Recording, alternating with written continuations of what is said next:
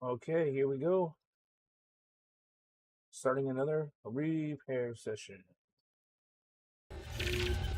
So, yeah, so this is what we're working on. First, we're going to be building a NAS. So, we're going to use this motherboard.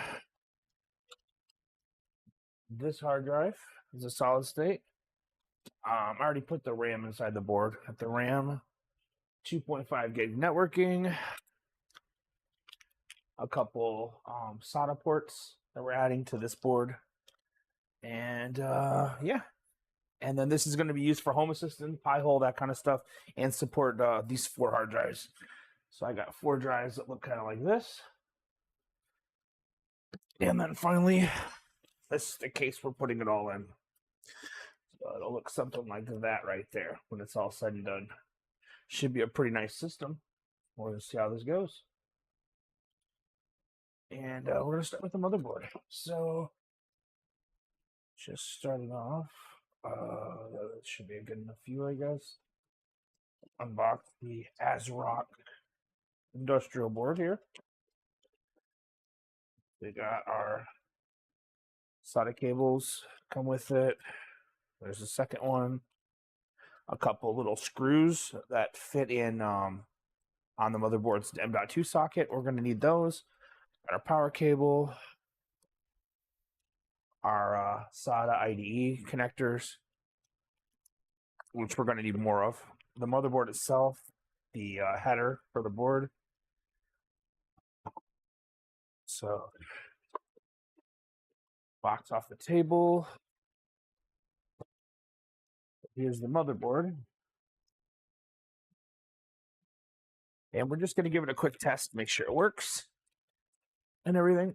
And as long as it does, oh, and we're using this as the power supply. This is kind of different. So we're going to use an actual brick here with a 12-volt rail on it. And the reason why is because this motherboard supports that type of connection here, which is nice and easy to deal with. But it also can take the regular, like the 4-pin for 12-volt power. So you could do either or, but I'm just not doing it because I don't have to. So I'm making my life easy. I'm going to see where these go here in a little bit because I'm not sure where these connect up yet either. And I need to make use of these 2 lanes here, which I'm not sure. There's one that goes here, one that goes here. That we're going to figure out here in a minute because that's going to be its own whole thing, I'm sure. And I'm just actually even curious if I'm going to even be able to seat down this card because once it's connected, it doesn't seem to be long enough. It might be long enough there, possibly. No, I think it's too short. Well, you live and you learn, right? There's always something that has to not go right. Or if it did, shit would just be too easy, I guess. We fit this here. This one. Don't even look like it's going to let us fit this here. Yeah. Can't fit it there. You can fit it here, though. Means I'll have to move the screw up to key it down. Then I'll have to move up. But then what about the hard drive? And that's my real question. That's not going to work well at all with a bigger hard drive coming across the top of it, is it? Because that goes there, this goes here. And yeah, you can't even fold that down. It's too tall.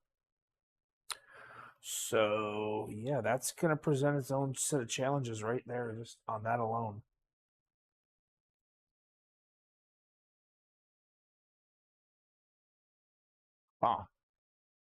So this is what we need for the other 2 lanes. We don't necessarily need, I suppose, the other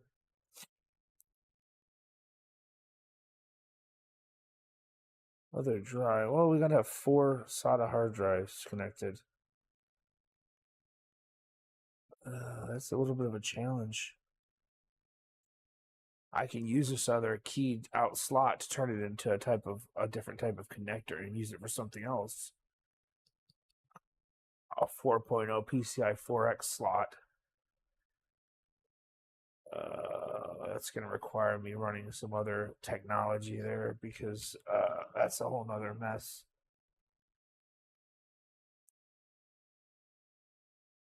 Looks like there's a little standoff here. The back of this one. It looks like you could just move this screw.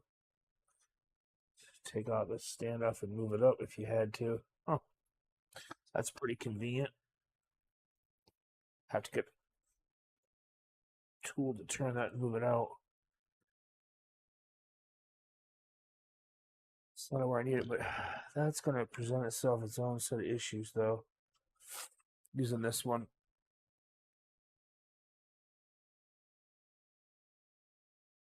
I did not plan for that at all.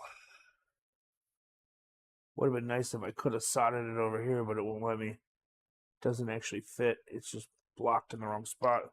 So that doesn't fit where I thought it was going to go. What other options do we have for hooking up more drives? Huh. Let's see. I might have a solution real quick for this. Take a look at my stuff here. So that makes us have another issue I did not intentionally plan for.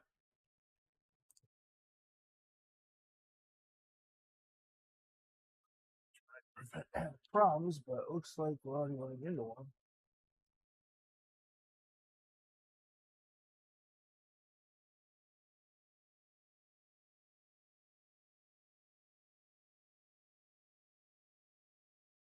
With the cable.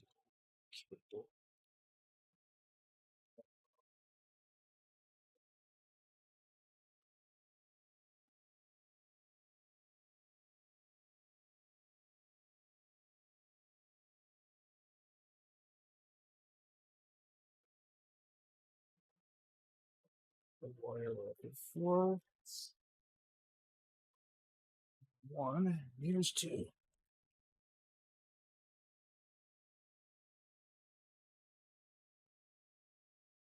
They both kind of require a full lane to function.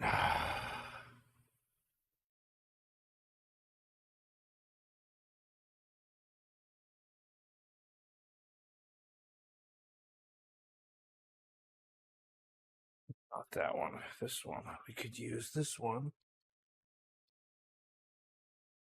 That's going to still come over the top one, like that.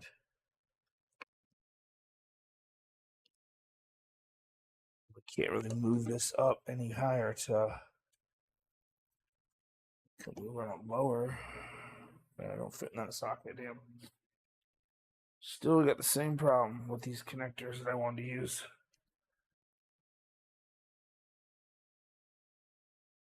Don't like where you're positioning them, basically. Uh-oh. Huh. They have to seat down in order for me to get a full port. So this has to seat like so.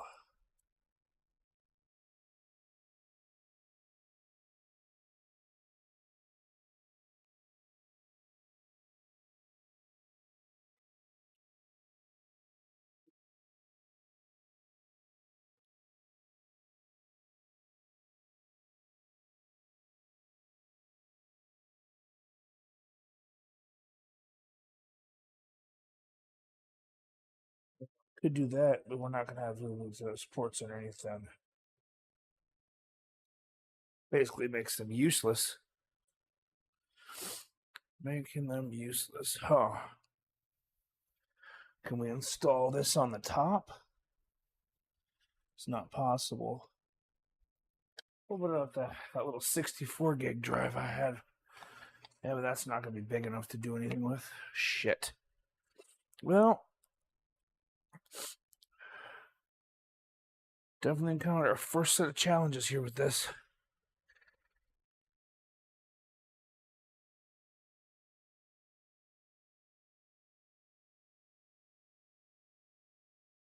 The expansion is going to be limited then, I guess. I might just put in 3 drives in a solid state or something on a caddy.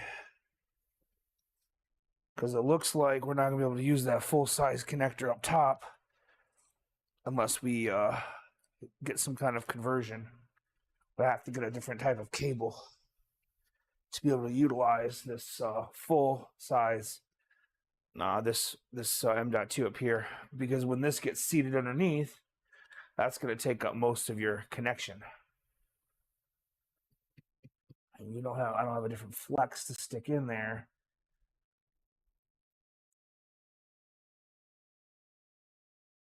Yeah, so that's going to be this.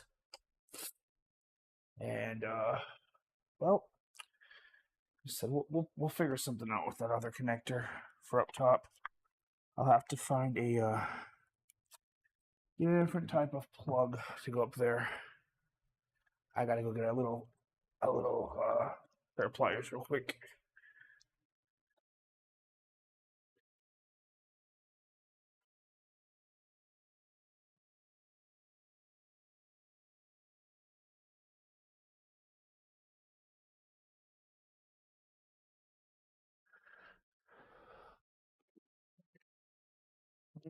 Okay, where's a little pair of pliers at?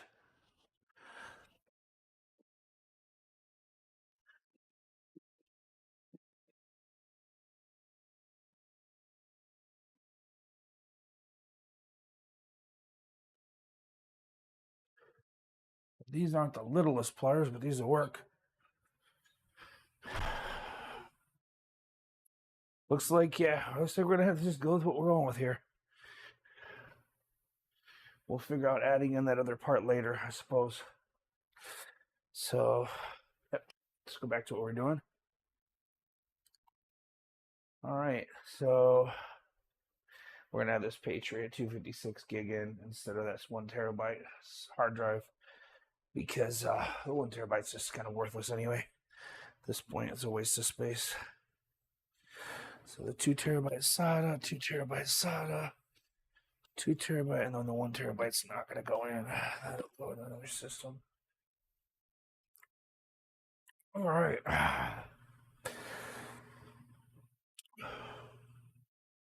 Just gonna move this pin. I only have a smaller pair of pliers right now handy.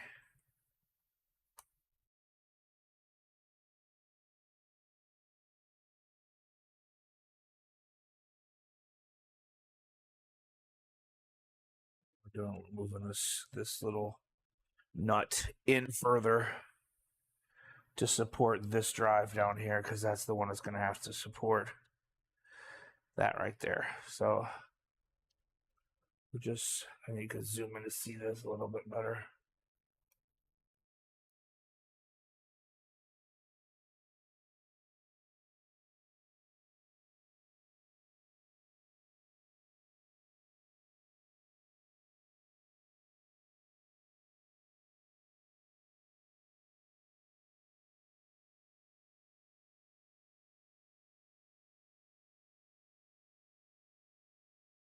That's weird, because last night it did it zoomed in further. I don't know. Today it's not doing. Yesterday it did. Weird.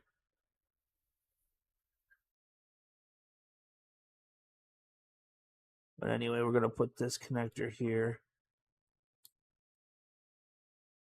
Move that pin back in. Moved it up one. Give it a little tightening here, barely. Just get in there real easy with these big old ripper shanks I got in my hands.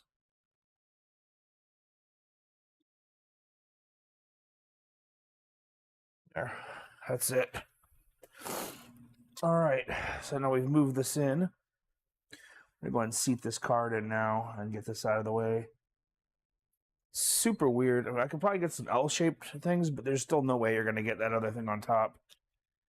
See, because as soon as you seat that and then you sit this down on top, you have no room. So I don't know. That's kind of a weird deal there. What you're gonna do in its position is debatable.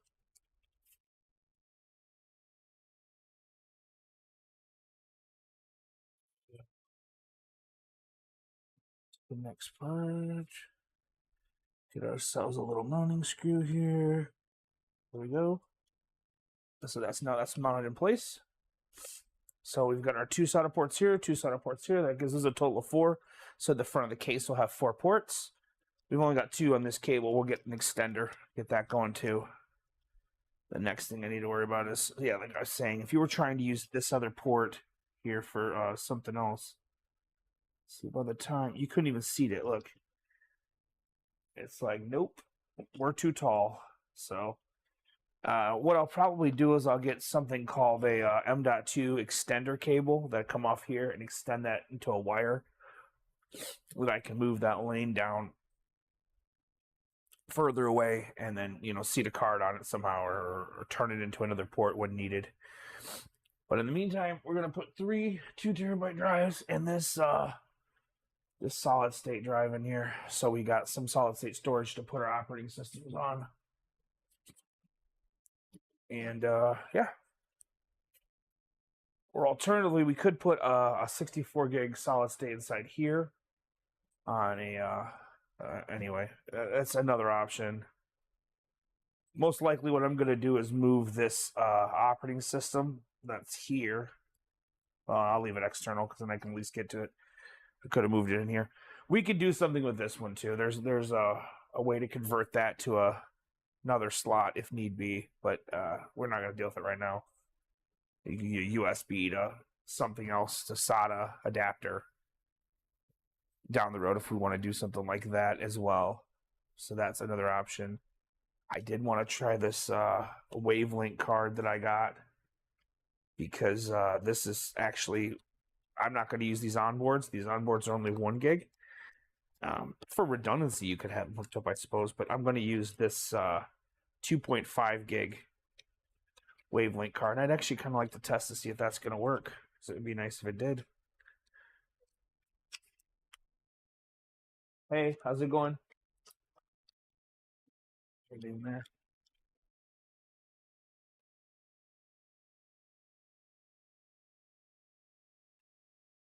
How many? I'm the only one here. Are you cool? What do you mean, am I cool? You're the only one here right now, yeah. I guess.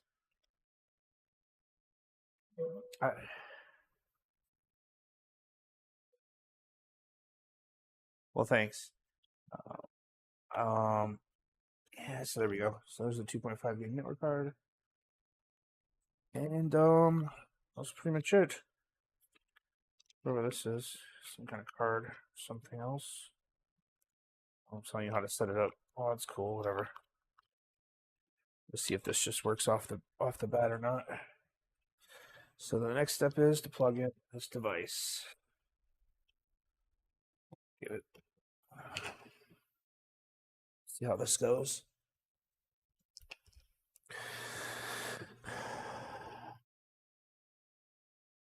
Okay.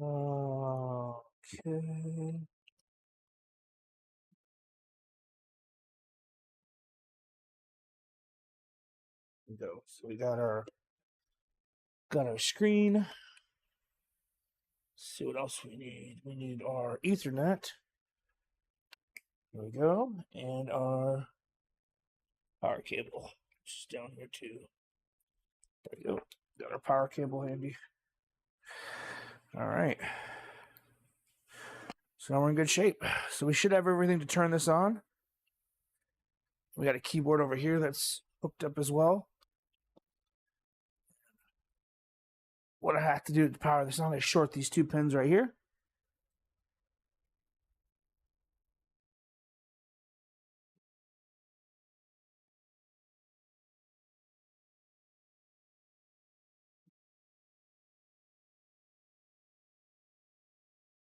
There it goes.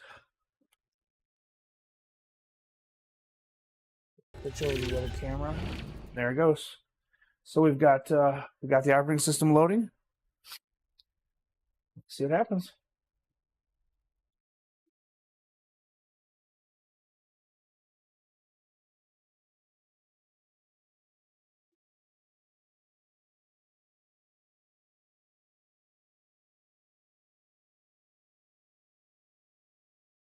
We're just giving this a quick test to make sure that it's functional. before I start putting it inside the case that all this stuff I have is going to work, I guess. We're hoping for a easy yes.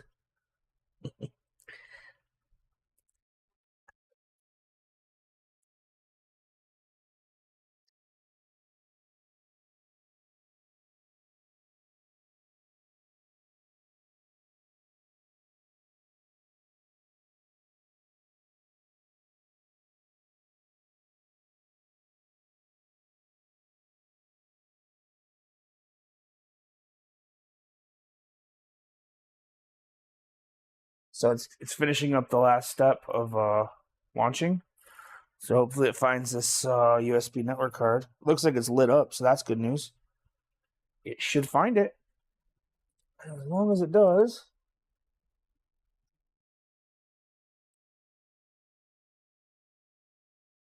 Good shape.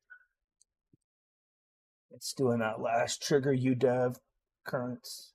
It hasn't showed the network interface yet. Usually it'll say you can log in on this IP address, but it hasn't done that yet. So that's what we're kind of hanging out here waiting. There it goes. And did it go? Starting MCE log daemon. Okay, come on, finish up. Not the fastest thing in the world, but it usually works. There we go. And, ugh. It does not show an IP address, so that 2.5 gig adapter might not be working out of the box. Well, that stinks. But we do know what does work out of the box here is a 1 gig. So plug that in there. Pull the power, run this one more time. All right, well, anyway, we know it works.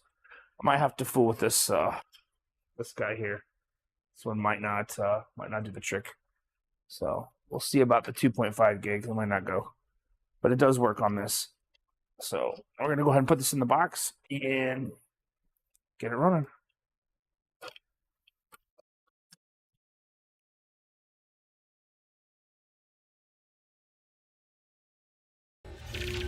Walk back. Okay.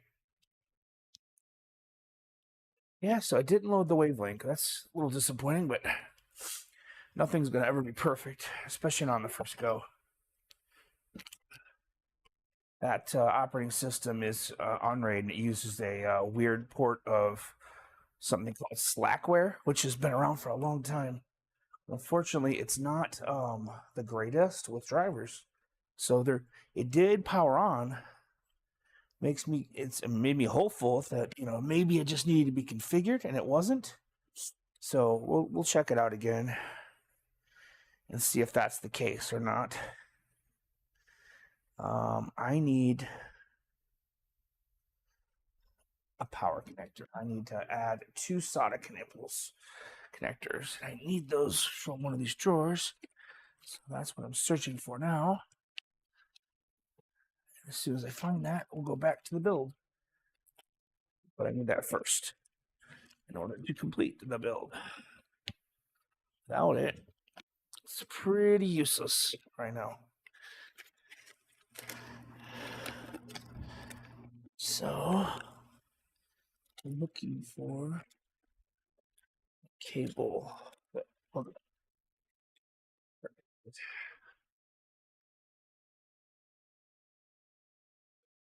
Here's a bunch of ends.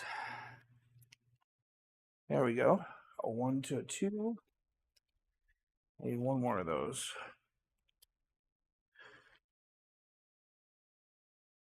Hey, come on. Come up with one more of those, please. Make my life easy today. There we go. Yes. All right. We have everything we need to build this now. Here's another 1 to 2.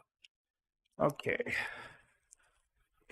We're getting there now. Now we're starting to tread some water here.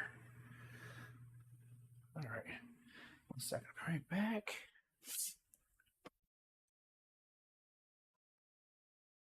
Hopefully this is Oh, that network card might be the only setback we have so far. We're going to start boxing up that computer right now, get it inside its case, and get it fired up to where it runs. That should be ready here in a moment. Getting the last couple pieces together right now. And we'll see what happens from there. One thing to note, there's going to be some setbacks, I think. Nothing I can do about that as far as, I don't know, performance, whatever you want to call it. That 1 terabyte drive is not worth sticking in there.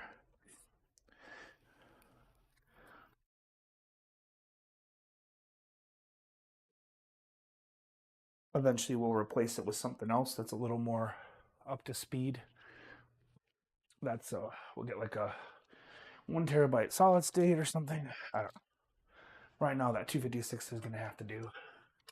What I had extra on hand, that Patriot. All right, so let's get the box out and get that going. So we got a couple of these. This is what I was looking for right here. These little 1 to 3, because on this motherboard we only had 2 SATA connectors and we need 4 for all the SATA ports to work on the front of that case. So what we're using is this little guy here, which on one end has this, and then on the other end has this. Let's zoom that out all the way. Yeah, we're gonna move this up so because it's get it away from the screen a little more.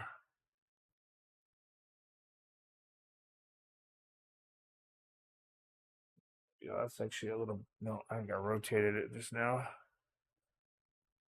There we go. Okay, perfect. Well, we moved it up some just to get a better view of what's going on. There we go. All right, so we're a little further away from the picture, got more room to kind of see what's up. Okay, so the next plan is to then move this stuff out of the way. We know this works. We're good to go here. And we're going to unbox the case. With this, we're going to switch over to the bigger camera for right now. It's a little larger. We're going to work off of that one for right now.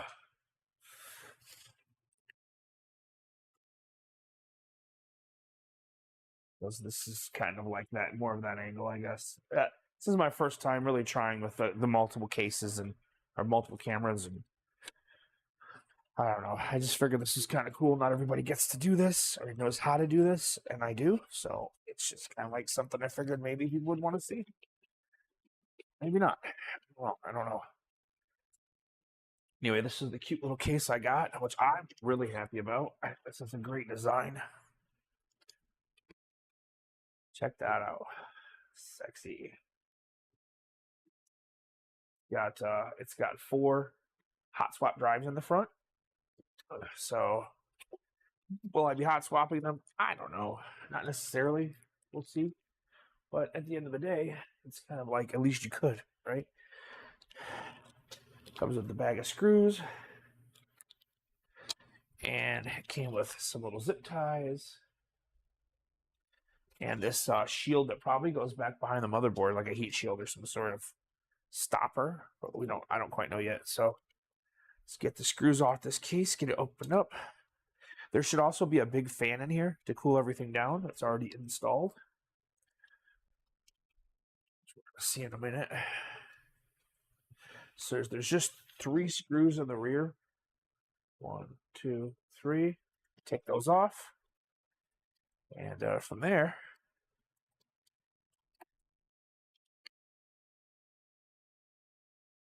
it'd be cool if I used the Vision for my VR headset. If it wasn't so bulky, I would. Or get like a GoPro so you guys can see my angle all the time.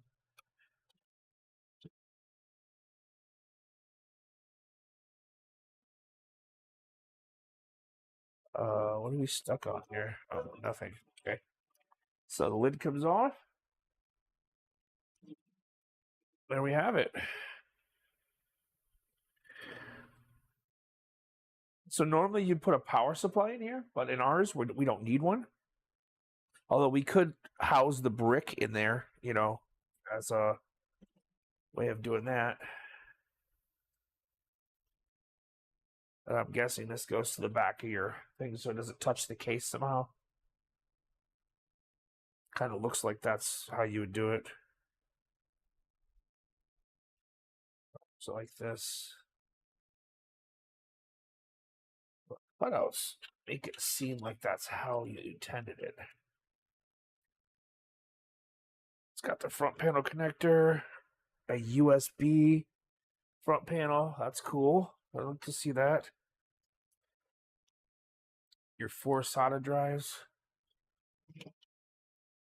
that also somehow need power. Where's the power rails going to?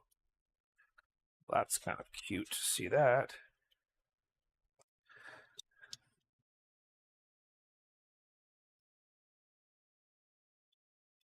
Supposed to have to hold that, but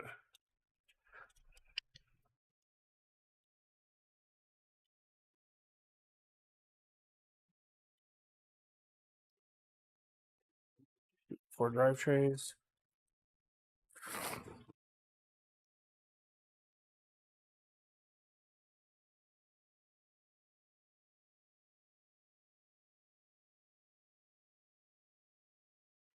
All right. Just turn it. Okay, so that's kind of what I'm curious about is, yeah, you're showing. Oh, I see. Really? It's how is that gonna do it? Okay, weird. Looks like it's a single power out on the motherboard. Okay, so I guess we're not using all these headers again. We're converting to a different style, so that's fine. I gotta go back into my bag of goodies and get the other connector type. Luckily, I have one of those because it's kind of a weird one to need right then and there like that. But I have a lot of that stuff hanging around, so lucky for me, I guess. Sorry about that. Says might get caught.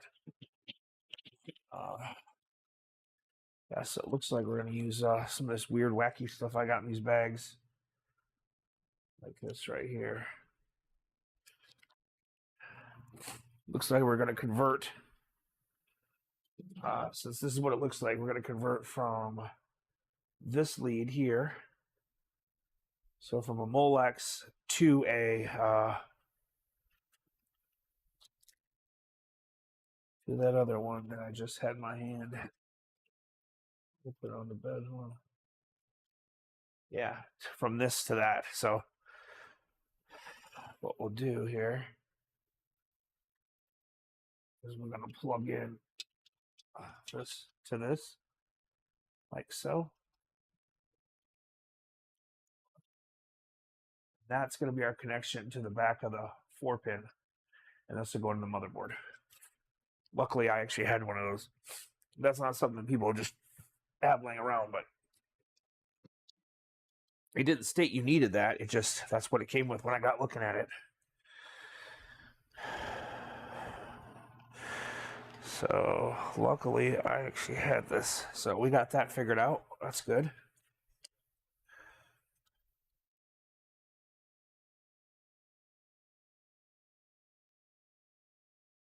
All right, and our motherboard mounts here. So actually pull up their directions here. Let's see, it says so for say what we could pull it up online here real quick. Yeah, so 4. That's all it says. That down for a minute, and we'll go ahead and flip back over here. I bought this off Amazon a while back.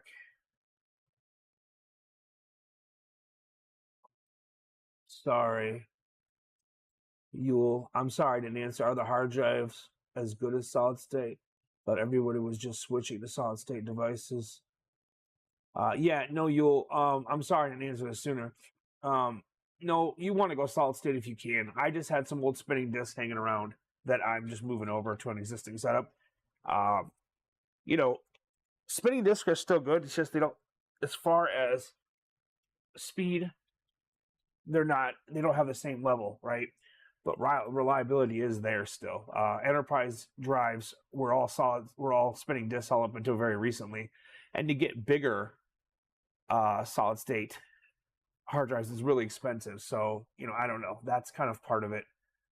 I had an old Synology and it was just super slow. So I just took all the gear from in there and sold it. And then I'm rebuilding a new setup to replace it with. And I guess I should just discuss real quickly what we're working with here, guys. So what we're using for a motherboard, I guess I didn't state that. It's a NIM-12.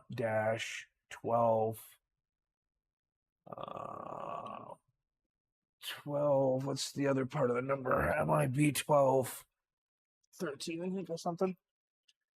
It's MIB IMB 1216V.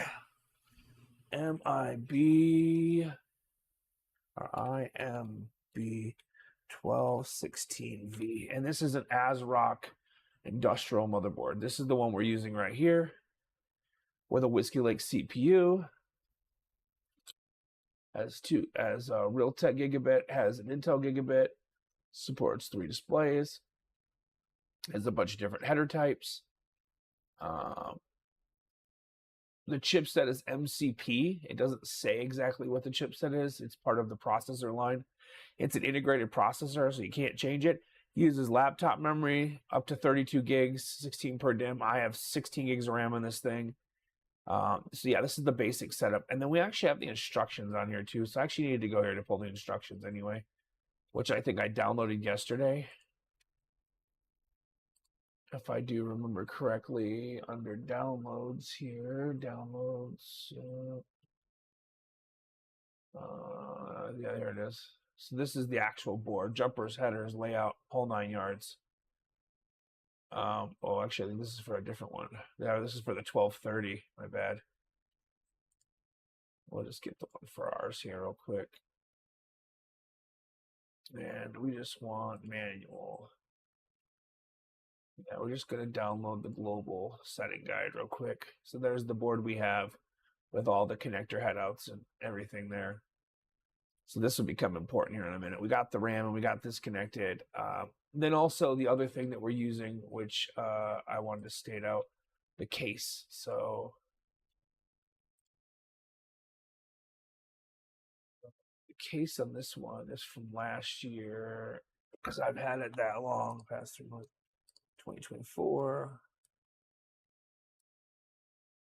There's the network card. There's a little SATA adapter I ordered for an AE key, which, maybe I need to order a different one down the line for that, even. But that works for now. And then I also ordered the case. I ordered the case around the same time. Maybe I didn't. I might have ordered it later or sooner. Come on, show me where the damn case. There it is. This is the case we're using right here. And what I'm thinking with this case, see, there's the 4 bays, there's the back, there's the whole thing. Fits those discs, can fit smaller. And this is what I'm doing here.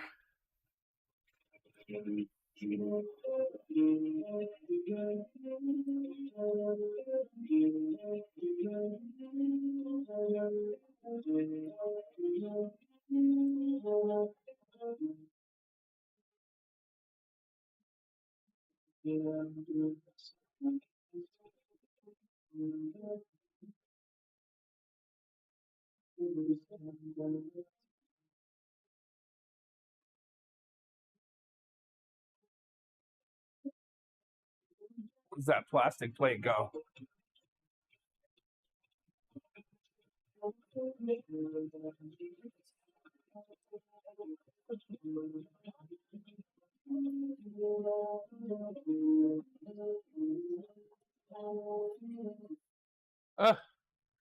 Holy they made it look super, super easy. That's great. I'm glad you guys made it look so simple. Nice job with that one.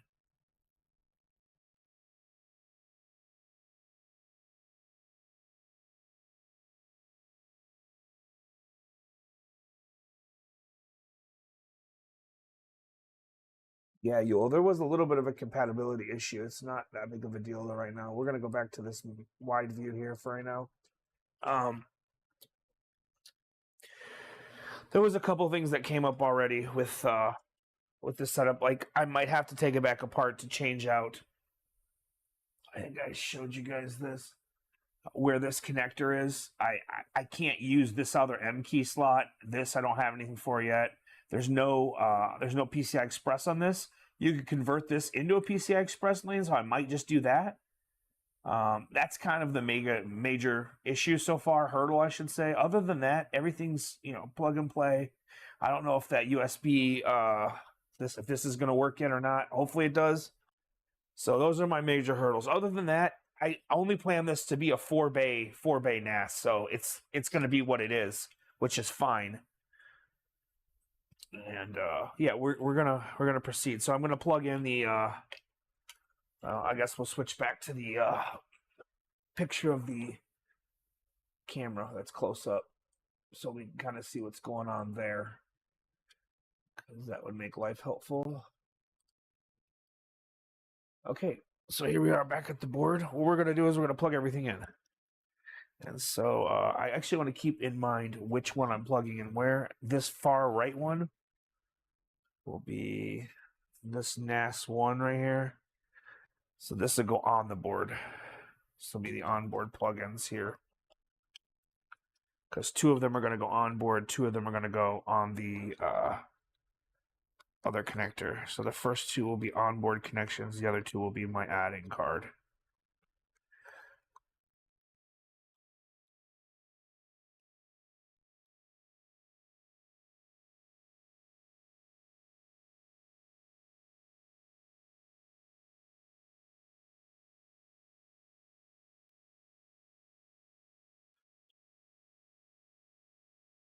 So these first 2 are going to be the onboard SATAs that are built into the motherboard.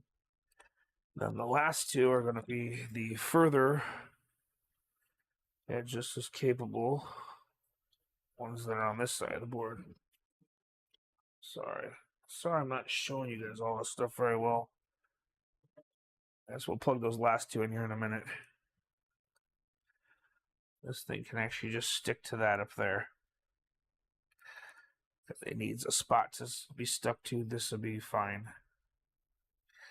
If it's just kind of back here on the back edge where it's out of my way, so I don't need anything back there. Okay, and the last thing I want to do, these types of we're going to want to go ahead and we don't need these cables here. Look at that. Need the screwdriver right now. Okay, so the last thing we're going to need to do on this one, we need to put our metal plate in. So we need this guy installed.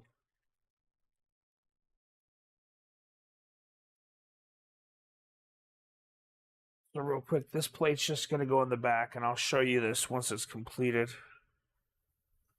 See, it goes something like this. It's just to seat this in, and it'll seat on the board. So when it's screwed in, it'll face this direction like so. So that's the way you want it to go, so it can sit in the proper orientation. Put this plate in the back of this case here.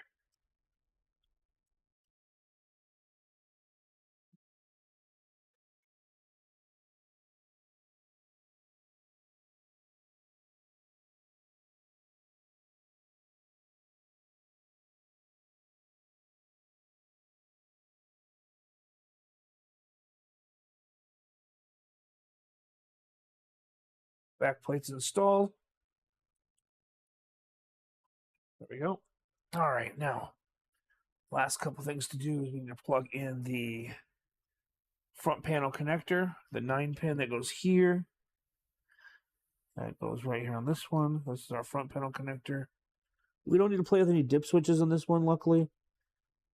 Just need to plug everything in where it needs to go. That one's, yeah, marred off. That's what we want.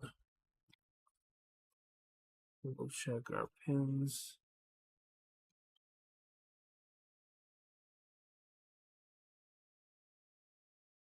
Some of our pins are not lined up perfectly here.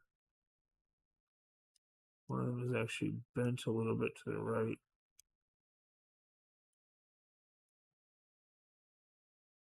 Yep. So,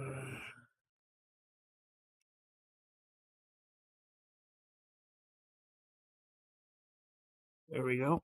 I straightened up the bent pin, got that plugged in. And the last one you got to plug in is we need our power to our 12-volt connector for our hard drives. So that's powered up, and you've got USB. Some USB ports in the front. That's a nice little addition that we didn't really expect. Cool to have, cool to see. Let's see where our USB is going to be here. We'll look at that little diagram real quick for the USB. Figure out where it's at on the board. So we've plugged in so far. We plugged in our number 7, which if you look at 7 is the SATA power connector. We already got that. We've plugged in number 20, which is our system panel header. We got this hooked up. And then the last one we need is our USB powered USB 2.0 headers. Is it a 2.0 header or is it a 3.0 header on the front? Looks like a 2.0 header. So, and USB 2.0 is port number 4. So if we're looking around, we got 4 back here by the power connector. So it looks like our USB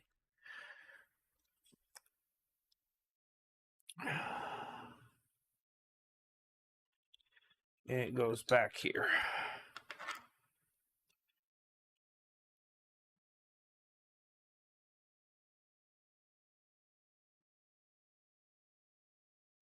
Yes, sir.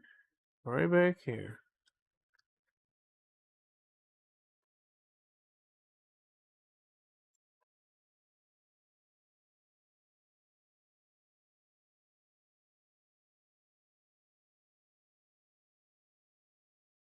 There we go. So we got our USB plugged in. That's what it looks like.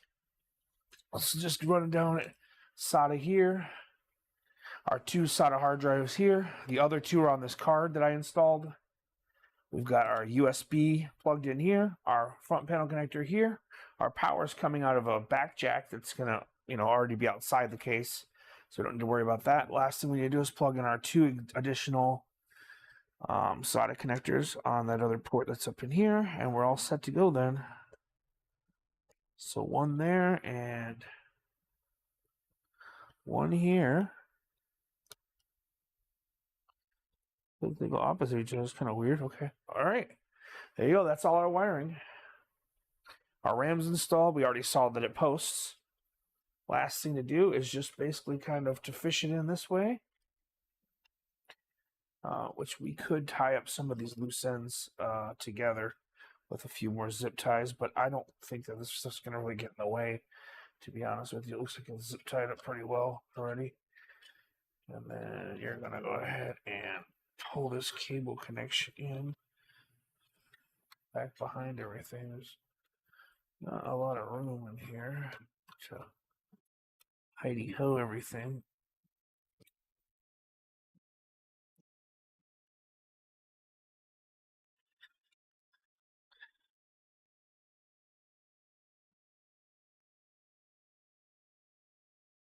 Take out our adapters out of the way.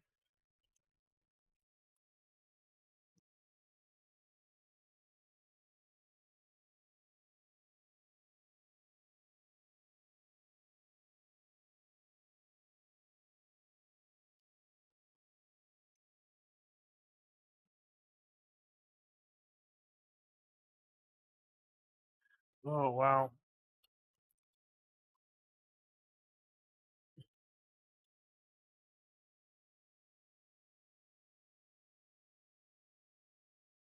What are we getting stuck on here? It doesn't like something.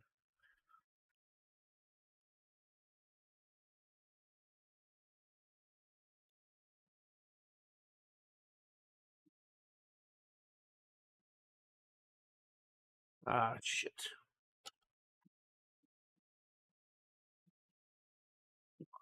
Stop fighting with each other. Just get the hell out of the way there.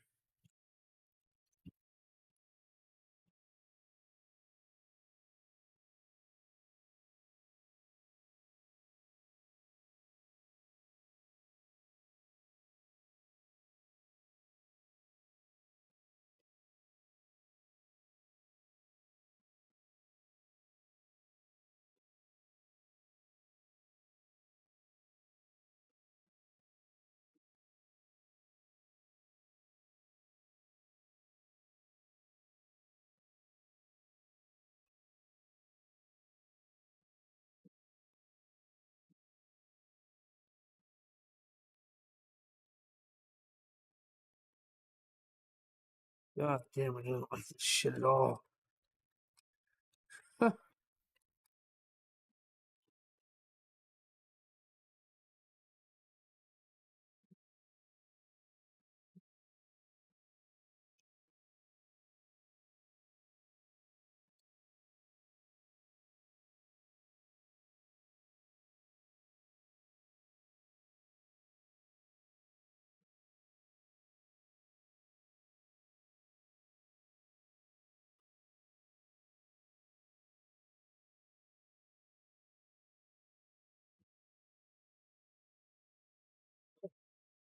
Ah, dang, that did not like it at all.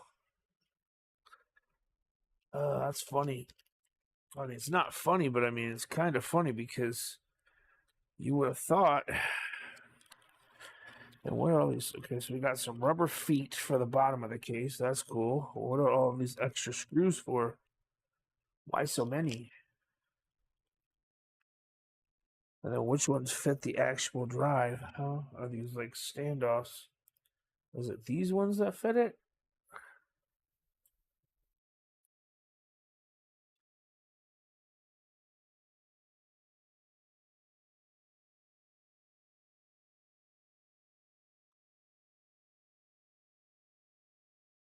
Shit, I don't even know what screws go in there now. Truthfully, they just gave me a big ass bag of screws and said, figure it out.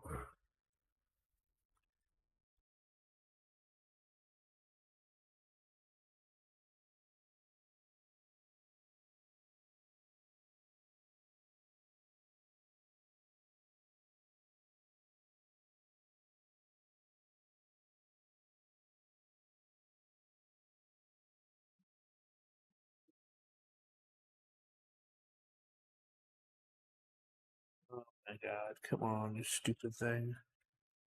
See, and then it's sitting up against this back plate, all tough and shit. Doesn't want to go in there right.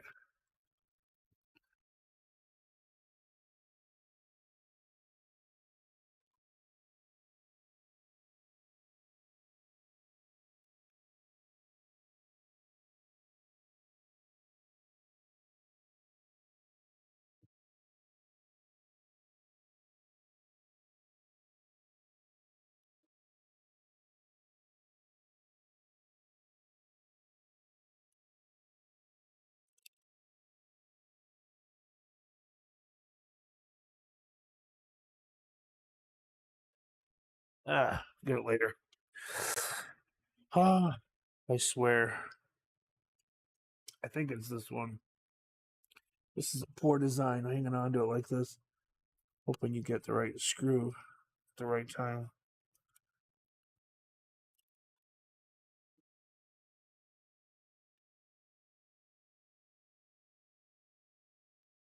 Wow, and that's it. That looks too not in there well. Or it's these one, two, might be these ones here.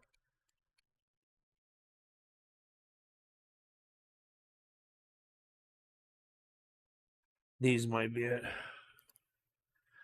These seem more like the motherboard screws for some reason to me.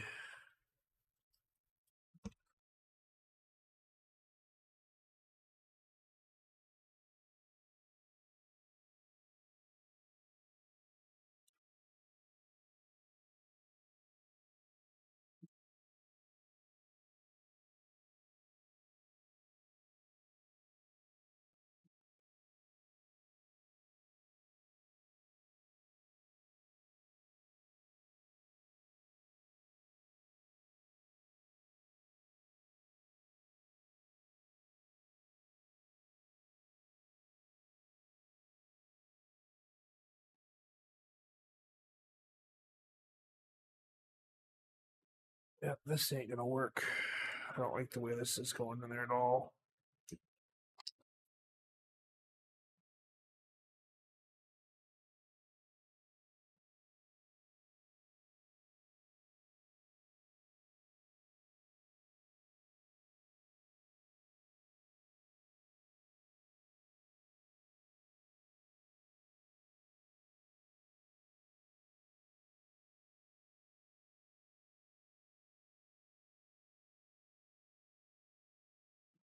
Getting extra hard on this stuff for some reason. I don't know why. Should just fit right in there, slide right in, no problem. I didn't seem to do that.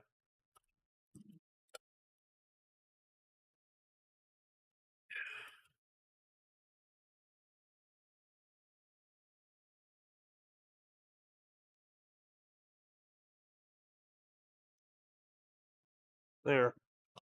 That lined up a lot better.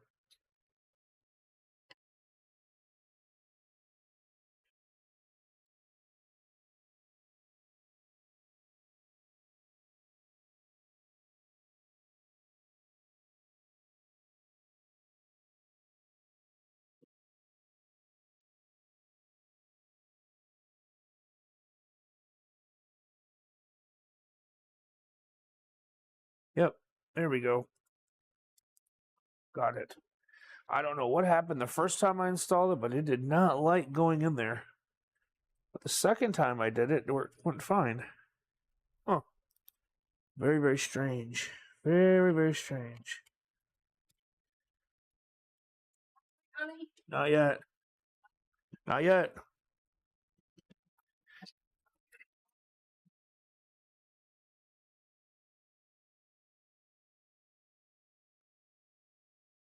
As soon as I get done with some of this stuff.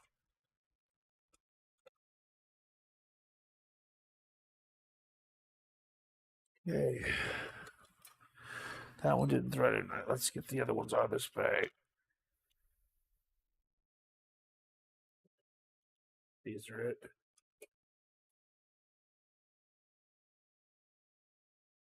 There we go. I found the 4 that fit it. It gives us a lot of extra screws for something that doesn't take a lot of extra screws.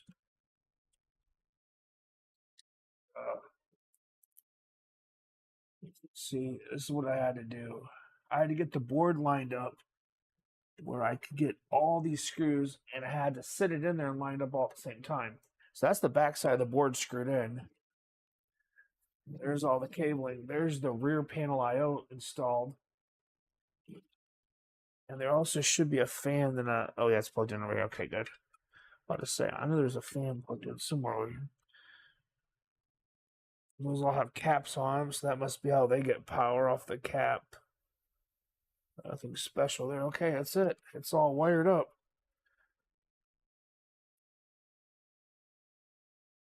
There's nothing else more to do with this one. So that's it. This is our completed assembly. There's our motherboard. There's the inside. That's where the drive bays sit. Okay. Now we're going to go ahead and pull that other image up, make it bigger on the screen.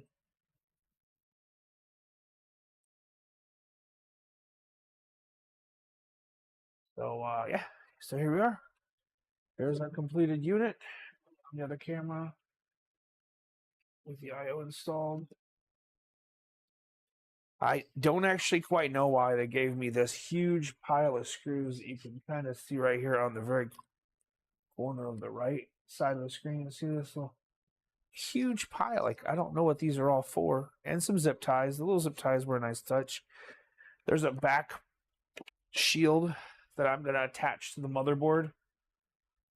That should help keep any kind of pins from crossing. As soon as we figure out which way this thing was meant to go. Well, it wasn't meant to go that way. Wasn't meant to go that way. Was it meant to go this? Yeah, it must have been. Yeah, it must have been like this. Yeah, see, here we go. Oh. See, look, there's a cover shield that goes on the back. That's the way it's supposed to be installed. And I'm going to install it simply because, well, I don't know what's going to happen. And last thing I need is for the back of that case to somehow touch this, cause issues. So we're going to install the cover shield in the back of the motherboard, as they so diligently suggested.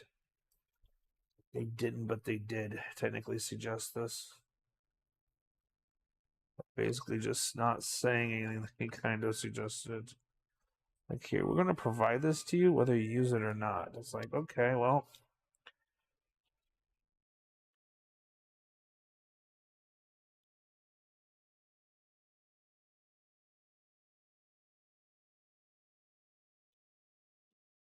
All right, so that's installed in the back of the motherboard.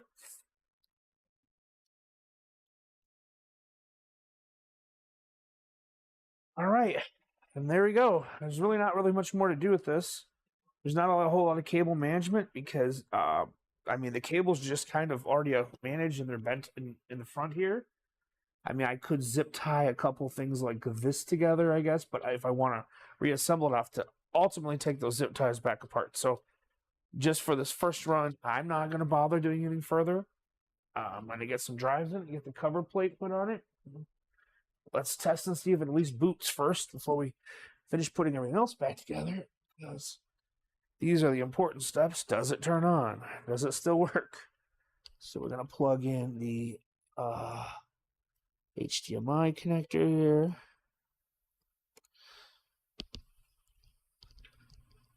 Let's see.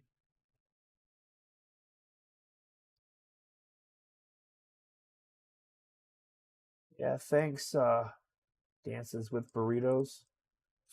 I thought it was pretty cool. I do a lot of repairs and custom builds, and I had a Synology that just was ball slow and old.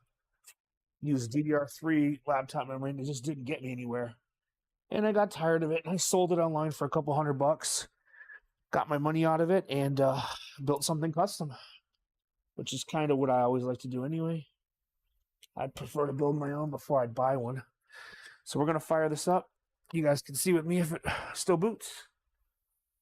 And so here goes with the power button. It powered up. There's the lights in the front. It's running. We're going to switch over to the video feed. There we are. We're in the BIOS. Cool. So it did work.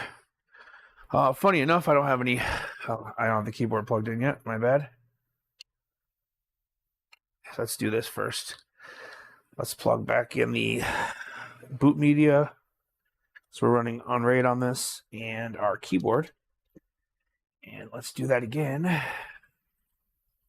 And let's actually put a couple hard drives in this thing. Now that we know it boots, let's load up a couple trays. Well, let's just, I guess, boot it and see what happens first.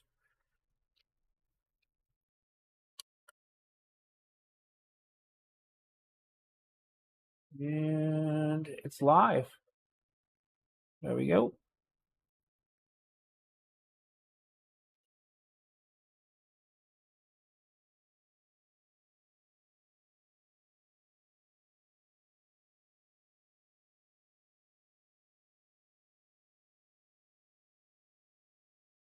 You could always hook up a wireless. You could go wireless and hook it to your existing network.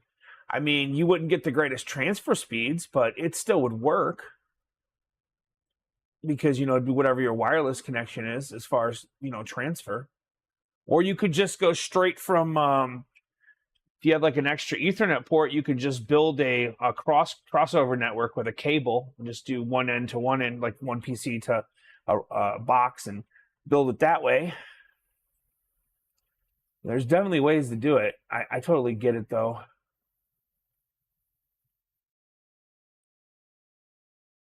So what we're looking for here to have happen is it's booting up. Once it finishes reading off all the daemon stuff here, then you'll see a given IP address. Then we'll log into that, just take a look at it real quick.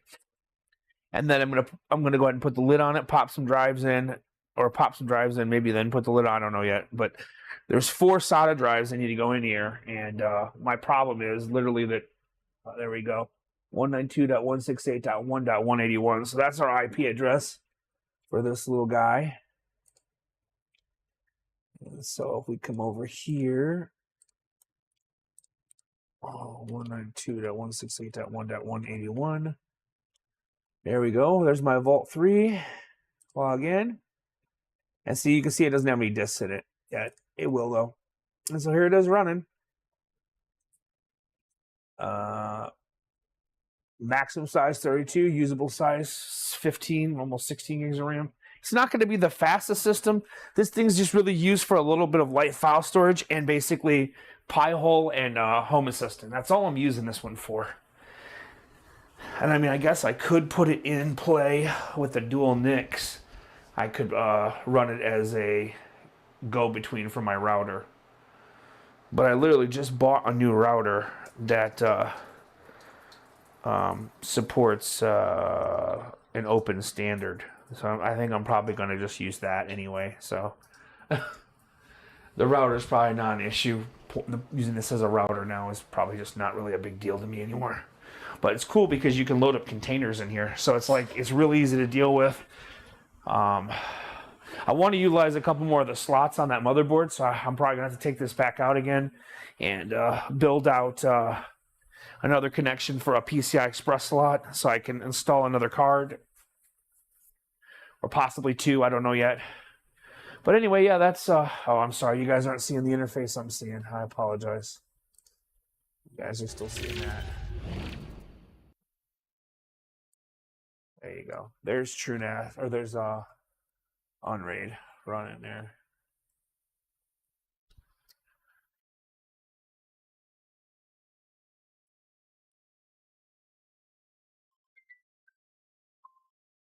Hello? I'm coming. All right, I gotta take a quick 2-minute break, guys. I gotta run outside and grab a package from my front door, and then I'll be right back.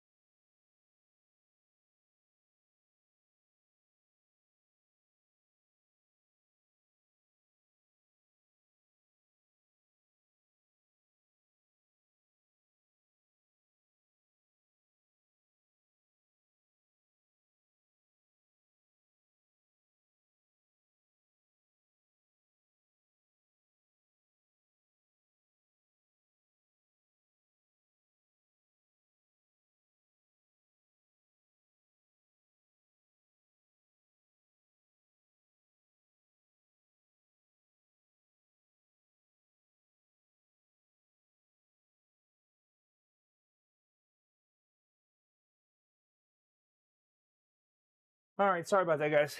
So yeah, so this is Unraid. All right, let's put a couple hard drives in. Let's see what's going on. Get it up and running, and call it a day. At least in this aspect of things.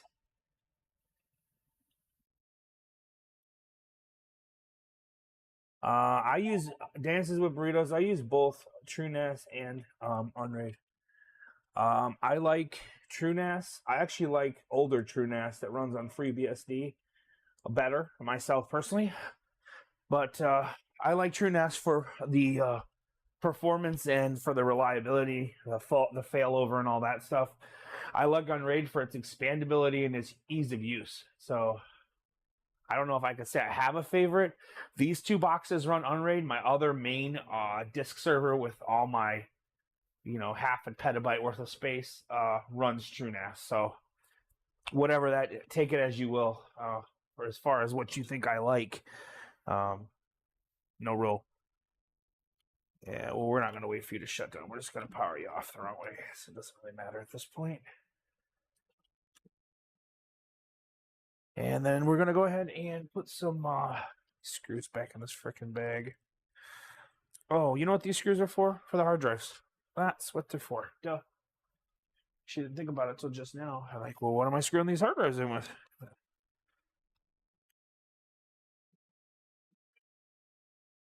We're using these 2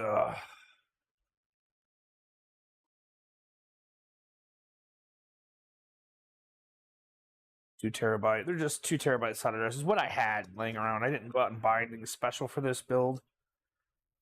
And we're just reseating and reusing our old. Of course, I guess it would be nice to know which way these are going in.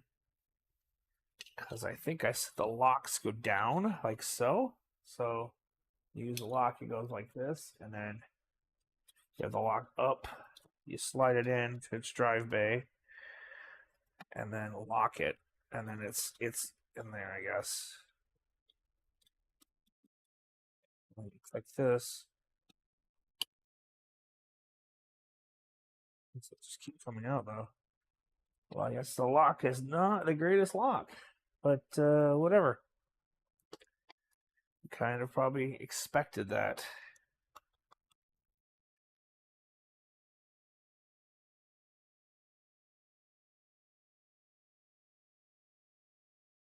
Yeah, we're using some real flat screws to go in these hard drives. These real flat ones go in the hard drives because they don't want any leftover excess popping out. You thread it in, which is fine. It's to be understood.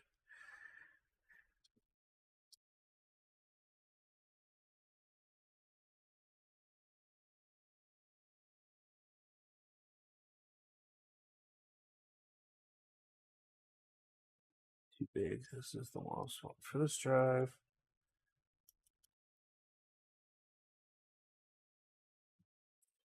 We're going to seat this into drive sled number 2 because number 1 is going to be from my solid state.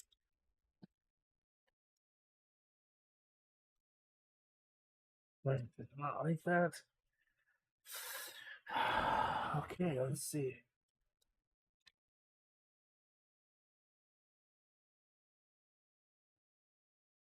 One second, I'll answer your question.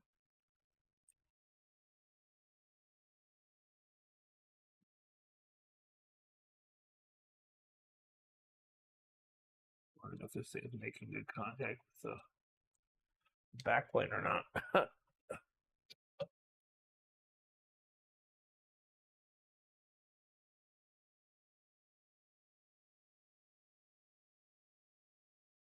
Oh, that does not look like it's lined up.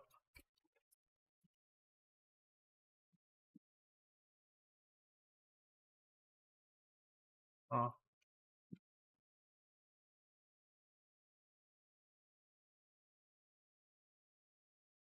I wonder if these are in wrong.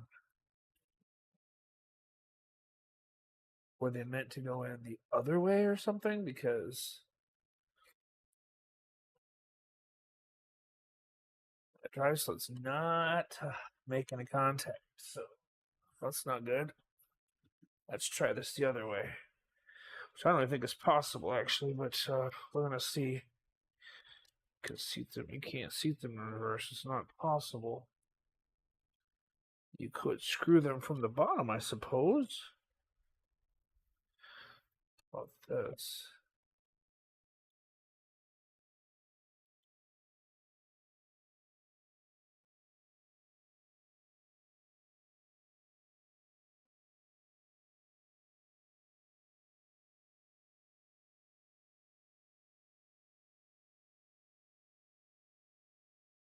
Oh, this ain't good. How are these ever going to sit in here and connect if they don't fit?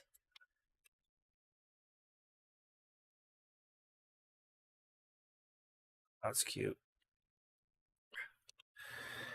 Oh, well. What to do about that? That's a conundrum we're in now.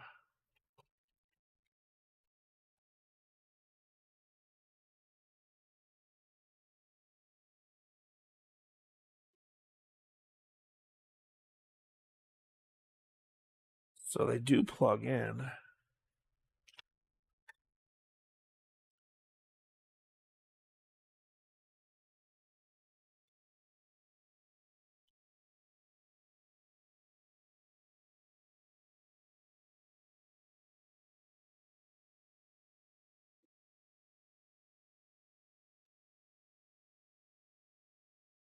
However, this is set. This is how it's meant to go in. Just like so.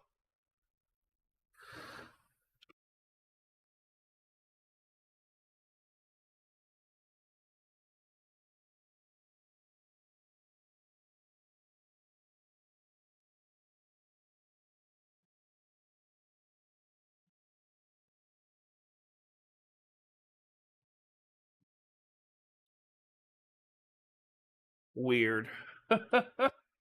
Very freaking weird. But now it's starting to socket. It's almost like these drives just don't really like. There we go. And that's it. Okay. Well, the fitting just back here. See where this connector is back here? The drive needs to fit right into that connector, and it wasn't at first. But now they're socketing in. I don't quite know what changed, but it did, and yeah, so good news. I thought we were going to run into this problem where I was going to have to do something different. Drives to go in. I think it's just the plate was like a little bit up when I initially started. And when I first got the drive in there, it kind of readjusted the plate into place. So we're just in the process of putting the screws in a couple drives, getting them all situated in here. 4 of those.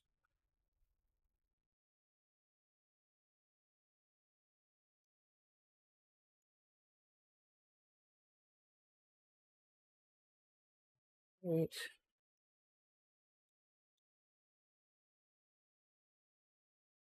I think what we'll do is we'll start off at the bottom here. Just make sure. See, you can see down in there now.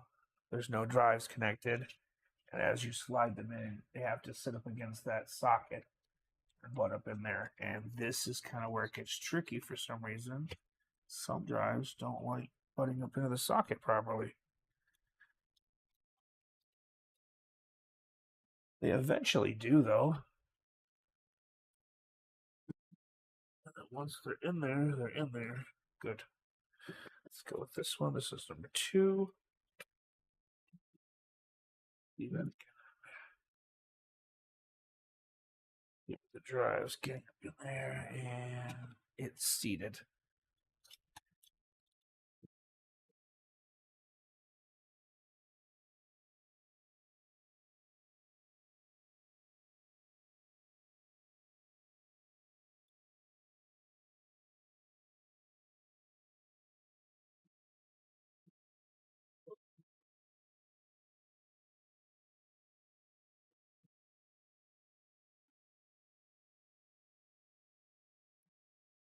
All right.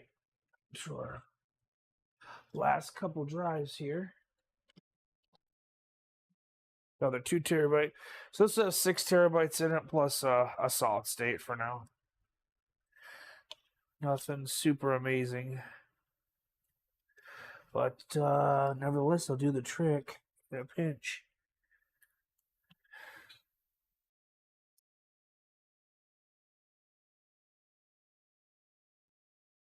That's the real question. Is this going to be actually all I need this for so I can move my data off this setup because I've got too much data on another computer or another storage pool that I need to move off so I can rebuild a pool to 6 terabyte drives. So I went from 4 to 6 terabyte drives, adding 8 terabytes that I don't have access to right now because of the partitioning. So I need to get the data off that, which is why I'm rebuilding this. So I can pull my data out and get it where I need it to be. Okay. There's 3 drives down, 1 to go, and a case lid. This has been pretty smooth for the most part. Let's see, got 1, 2, 3. I need a 4th screw here. That's the one I dropped earlier, huh? I said, I'll get it later. Because I was just in a hurry. There it is. There's my 4th. Okay, got all 4. There's a connector piece I want back here. One of these drawers. It's right back here. These are really neat. These will convert a 3x drive bay to a 2x. Although I don't know if it's necessary on this one, but I do have them. See, it's a 3x, 2x. We'll see though on that part.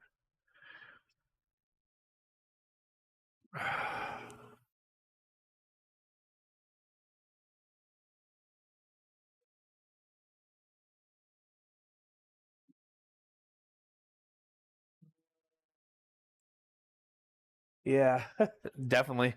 Moving data around is a pain for sure. So now we've got this Patriot, brand new Patriot drive we're going to throw in. Just I was going to put a 1 terabyte spinning disk, but I need some solid state space on this RAID or on this pool so I can, install my other stuff. So we're going to go with this for that. And actually, funny enough, looks like if you look at this, it has the cutout for the smaller 2.5. So I don't need that adapter plate. So literally we can just like lay it in here and then screw it from the bottom and we're good to go. So that's great. That makes life easy, I guess. It's just kind of nice. The real question is, does it take the big screw still? It should, I guess, right? In all theory, it should just be the same screw.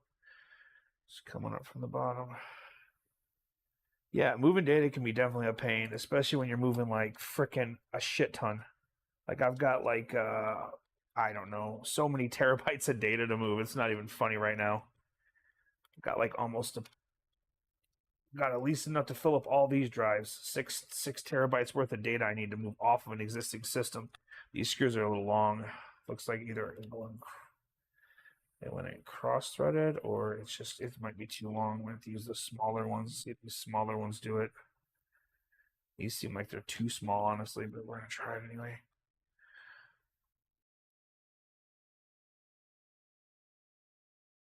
Oh, actually, they fit. So the smaller screws are for, you want to use 2.5-inch drives. So see these littler screws I got versus what I was putting in the side of those other ones, these lags. These are for regular size hard drives. These other smaller ones are for small architecture, which is nice to have. Actually, to have those, there'll be leftover spares for my other stuff if I ever need to, put more screws in here or whatever. It's like, why'd they give me so many screws? And then now I know why. But I just needed somewhere where I can install Home Assistant and all that. That's what this little quarter of a terabyte drive is coming in. So there we go. It's installed. Taking up the last slot. For now, we'll probably switch this out to a NVMe down the road. I don't have an extra NVMe free right now. And so there's the last drive. You can see it sitting up against the connector. And then it's going to seat in like so and close. And so now it's full. There you go. You got your 4 bays, hot swappable, all your extra screws. There's 3 that go on the front or on the back plate, and the rest of these are extras. We'll put these in a bag and put them away.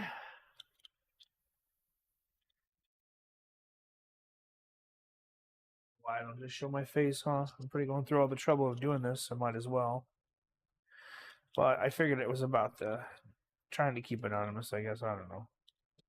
It was never about me, I guess. It was more just about the love of building.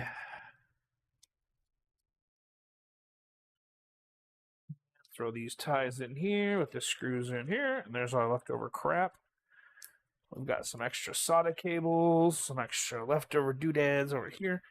We got 4 feet to put on this case. That's going to be next after we put the lid on. Actually, maybe before we put the lid on, let's make sure it still works, because I did use that weird adapter for 4 of the drives, or for 2 of the drives, and I really don't know if that thing's going to work. I'm just guessing that it will.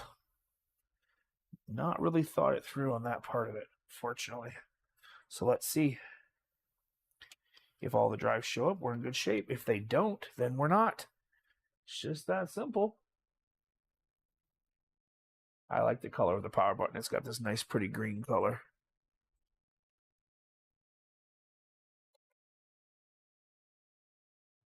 See there. And we'll flip over. See what happens here. Well, it looks like it's booting. It goes to the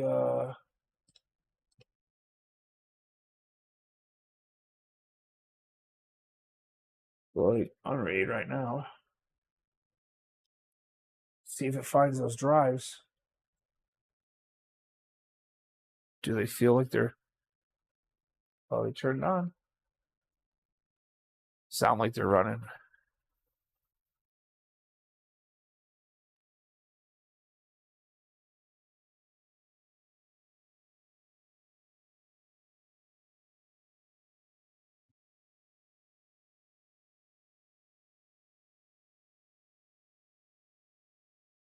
Come on, baby.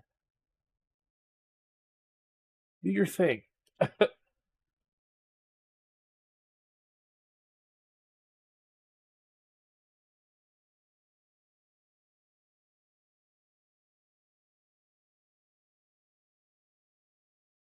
That little cooling fan in the back is blowing nice. Oh, I see. There's where the feet go. So I got this thing on its side right now, which is fine, whatever. All right, 119.16. Let's see if we got drives. Okay. This is where we find out. Did that little card work? Did it not work? Did we get what we thought we were going to get out of this, or no?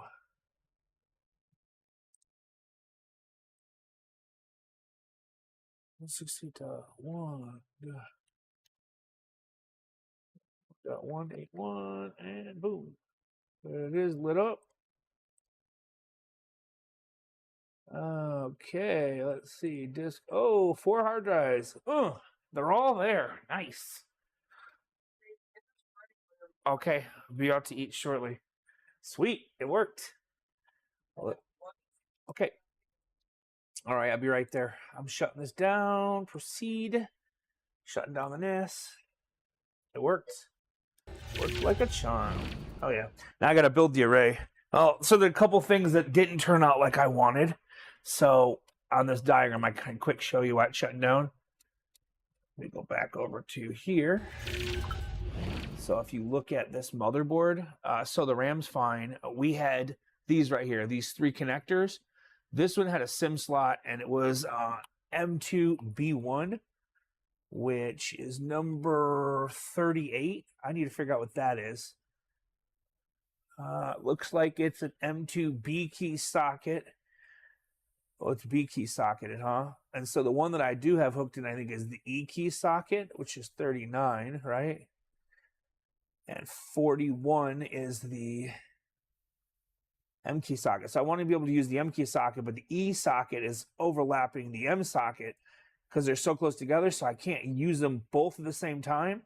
So I need to move the E1 to the B1. So now I got to find, I know that sounds stupid, but we got to find on Amazon real quick here. Let's find a M.2 B key SATA.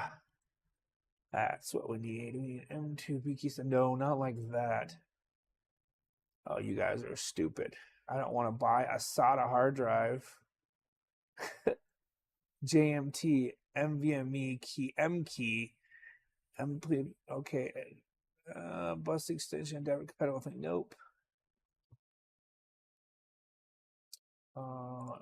B key SATA controller. I guess I probably misspelled that.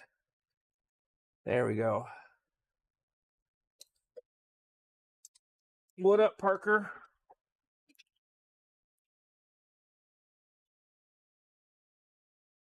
That's what we need. We need a Chimag. Going good. I just built this NAS a minute ago. Oh man, I'm just looking for an M.2 B key SATA adapter. No, I want a SATA controller. Okay, I don't need it to have a million ports on it. I don't want it to be M. I want it to be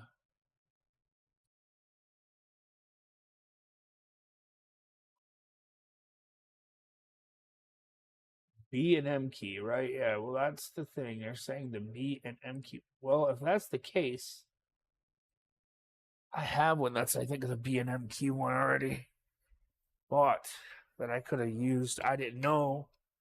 Actually, I need it for my other NAS build. Let's see, I have one right here.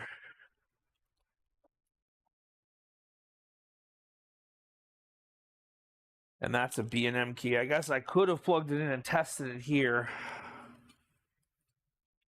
It's a 4-port expansion. I guess I'll just have to buy another one of those and hope for the best. This does have the room in it, I believe, yeah. You could slot a full size. That's not a full size, though. That's the thing. Oh, this is my NAS I built. Oh.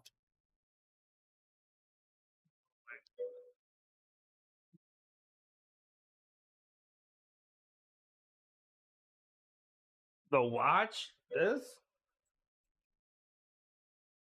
The Galaxy watch? I don't know. Nothing special.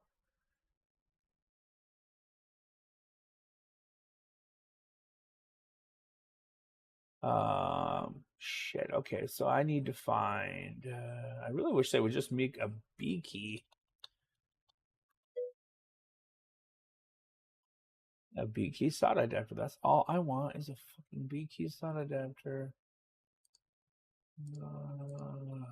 B key SATA. I don't want to put a hard drive in there, you guys. I want to put an adapter in there with more hard drive lanes. Why is it always so hard to get what you want when you want it? Right. 1, 2, 3, 4, 5. That's way too long, I believe. Non-RAID SATA 3, 6 gig, M.2 MBN plus M key adapter, SSD and HDD, MJM. Now that's what I want, but I don't know if that'll just fit in an M.2 B plus, B plus M key. Will it fit into just B key? That's the question. And M.2 B plus M key cannot be converted to B key using an adapter. The adapter allows to be used in B key slot, which is compatible with BM key SSDs. Explanation. Yeah, okay. That's different keys, right? I know. And that number of PCI lane socket. M key SSDs can fit other B or M key slots. Other types, there are also adapters that can convert an M BM key SSD to B key. These adapters can also convert M.2 to NVMe SSD to PCI 3. Before buying an adapter, check the type. Use for B key slot only compatible with B SSDs. Sorry, yeah, that's the thing. Can you fit an M2 into M2?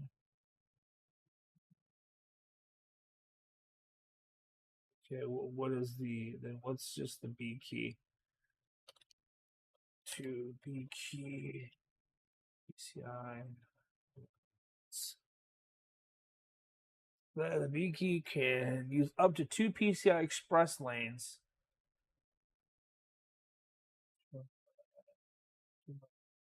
Up to 2, okay. All right, back to our diagram. Let's see. So our B key.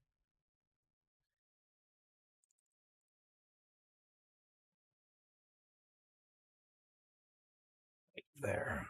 Pin. Ground, USB, ground, USB 3, USB 3.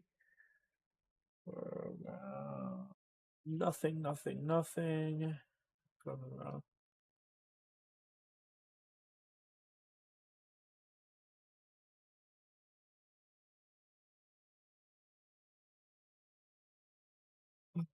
Yeah, I need an M key for. I need 38. That's what I need to be able to use. I need to be able to use M.2 B1. I got something in E1 which is interfering with this one. Or, or the other thing I could do is just get an adapter for this one. That might actually just be smarter. Let's do that instead. Let's fucking around doing this other dumb shit. Let's just get M.2.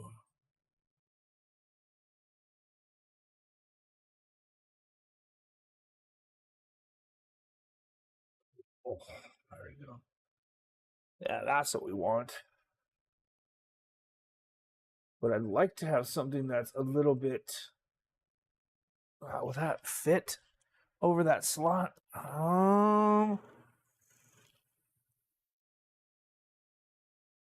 Boy, oh boy, you'd really be pushing it trying to do that. That might work. This actually might work right here. Because that board's small enough that I could get away with plugging it in. And they said this fits. M key, yes.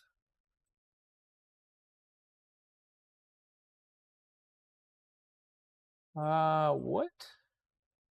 No. What the hell's the difference? It says, yeah, I understand what it's for, dude. Oh, you guys are so dumb sometimes, explaining things. Little board might be just enough, because that's inevitably what I'm going to do is convert it out to a full-size lane, but I already have that lane part figured out. Just wonder how cheap you can get this part for. Extender bracket. That's kind of cool. Of course, I could always just extend down the other port or take that smaller one out of another connector and then move it. The E key one. I don't know if the E key is going to work.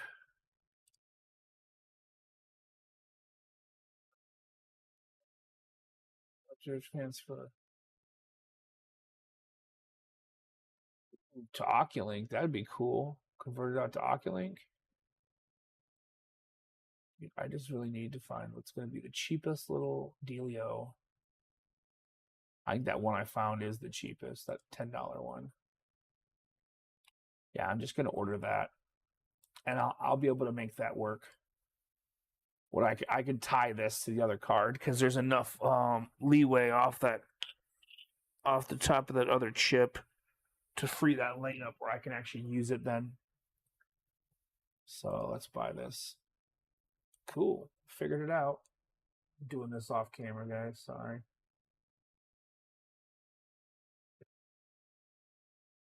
says AE key to male M key, female extension cable. Okay, hold on. Support for M.2 key. Yep. Card to what? To AE key. Why the fuck would you want to go to AE key? I think I started with an AE key. That's the problem. Yeah, I started with an E key adapter, or AE key, as they said here. This 39 was an E key socket. And if memory serves, I bought a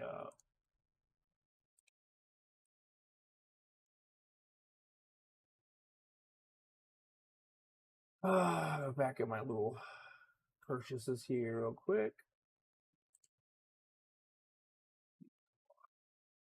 Pretty sure I bought, yeah, right there. I bought an AE key adapter. That fits that little J Micron board. So here's what I bought earlier. So that is an AE key. And what they're trying to sell me is a converter AE key to male NVMe. So you can hook up an NVMe drive to that port. Really what I need is to leave that there, and I want M key to M key adapter. There we go. And look how small that fucker is. Perfect. M key NVMe to female extension PCI Express for PCI 4.0 mainboard. That's what you want. What's this? Ooh, you can right angle it? Yeah, but look how long that's going to be then if you right angle it. I don't really need to right angle it. This is perfect. That little end being so small is beautiful. That's exactly what I need to have. Oh, fuck. See, there's the full-size board underneath. So you'd have to clip that. Clip that back some. Which is fine.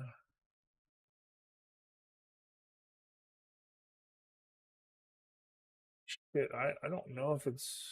You'd have to clip it all the way back to that first prong. And if I'm going to do that, I already have an adapter cable that's long enough, really. I want to break it at that first rung. I have one already. I don't need to go to this to that to come back to this. I can go from... Yeah, I don't even need that. I already have something for that then. I just have to install it. I can snap it now and install it, I guess. Well, you know what? That's something we'll come back to down the way. I'm not going to fool with it now. It's actually not that necessary.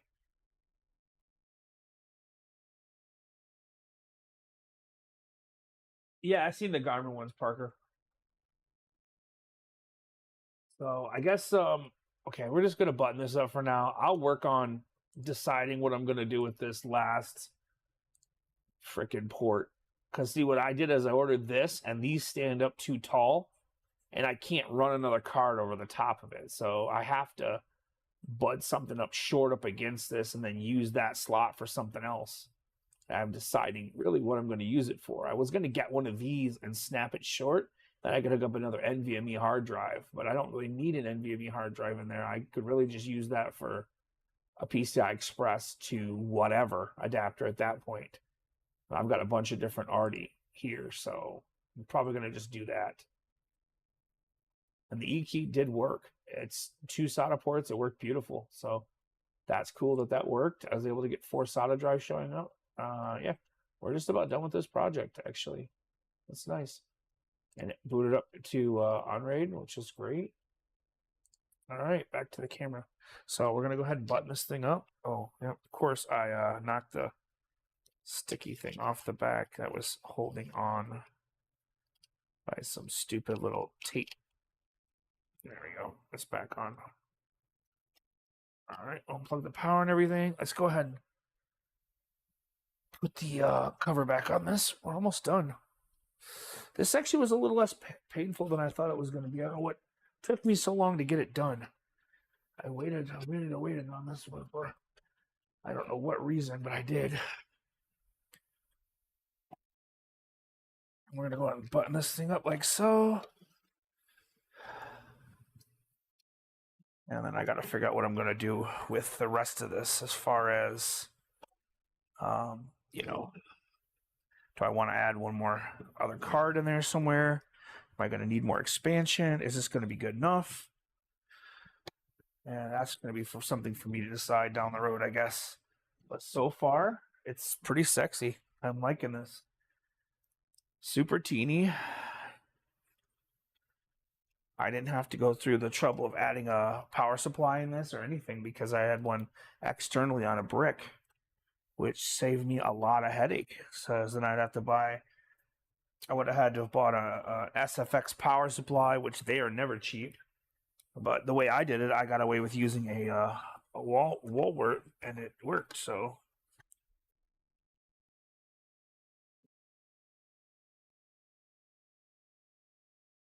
okay, so we're gonna go ahead and power this up, put it where it goes, and power it up, and see what we can do to get it running with everything.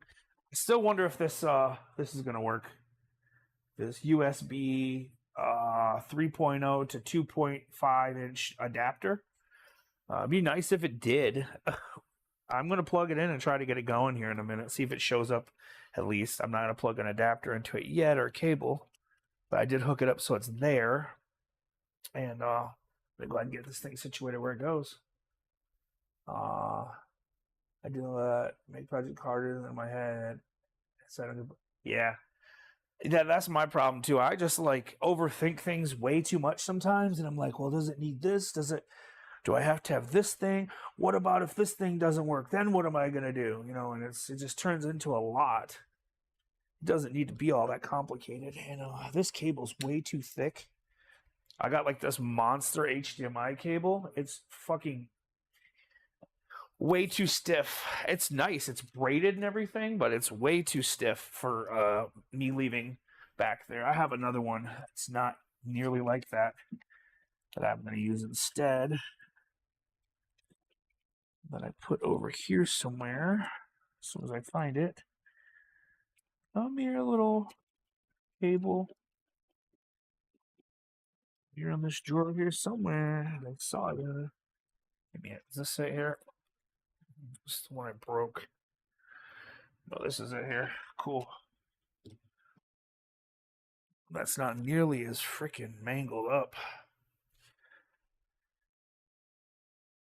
Yeah, this one's nice and long. Cool. So we could go, in case I need to get into this interface for any reason, I have a way of doing it. I don't anticipate needing this, but in case, you know, it's nice to have the in cases. So I'm going to have an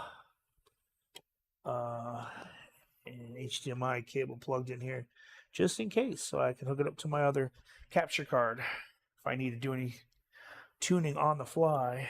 And this will go to the front so I can take it out when I don't need it no more.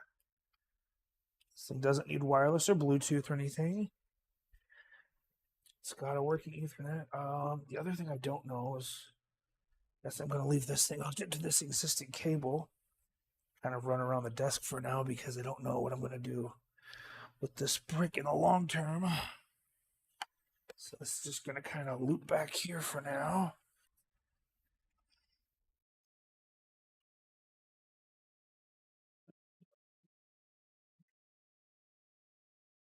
This is going up underneath my Xbox. Funny enough. About to power this up right now, dude. Cool. It's totally tubular, man. Oh, and I already had an Ethernet port for it. How lucky am I? An Ethernet jack right here for it already. Up underneath my Xbox. Pull my Xbox out the way for a second. I can situate this thing back there.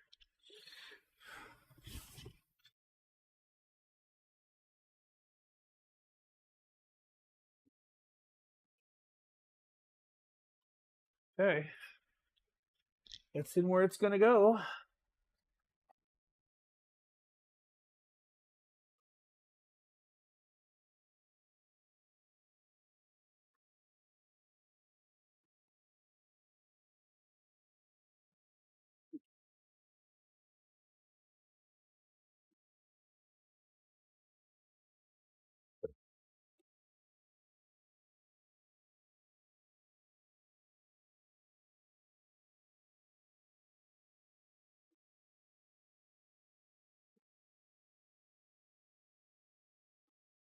Oh, I'm almost done. Okay. Come on, get yourself situated where you go. Get in your home.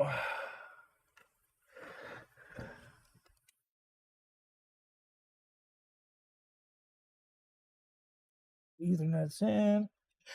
And where's my power? Here we go with the power. And we're done. Okay. Power goes way down here. At the very bottom of the case. All right. We're all done.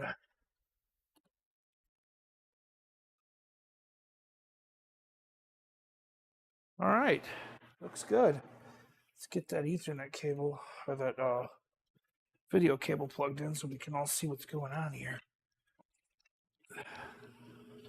And I'm going to kind of leave out here for right now until I decide what I'm doing with it.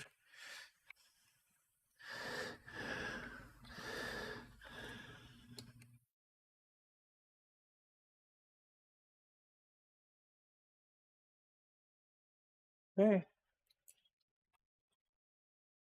Alrighty. So let's go ahead and fire this up. Flip over to the other connector. And release the Kraken.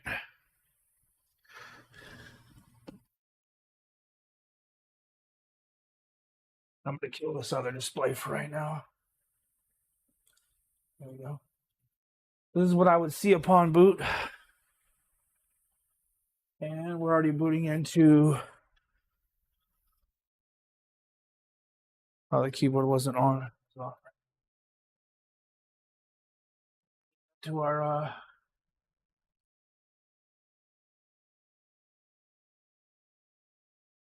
install of Unraid to set up our drives.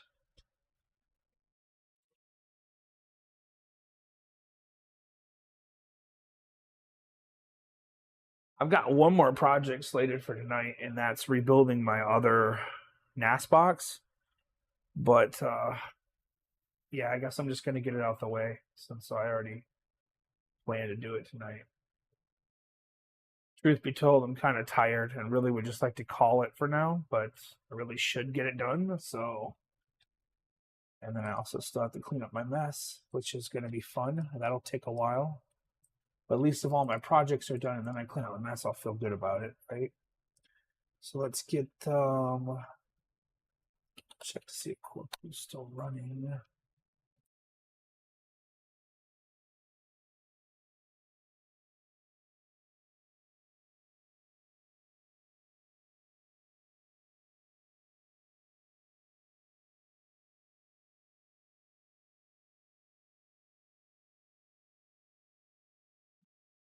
Looks like it's up, but I don't think I see it. I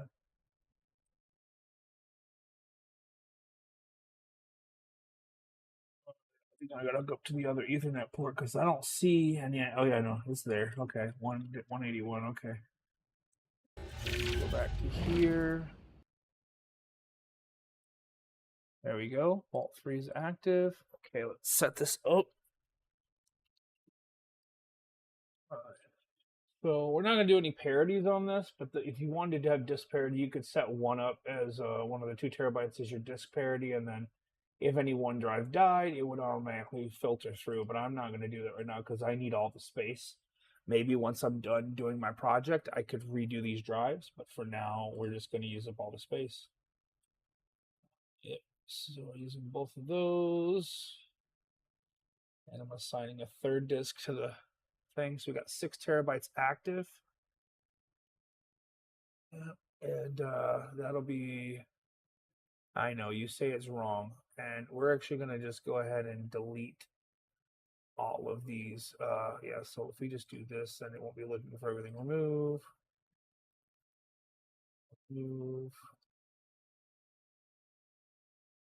Because these are historical devices that were plugged in, that were there prior, but they don't exist anymore. Actually, they haven't existed for a while. This is like 4 generations ago. They may have existed at one point. I don't know more.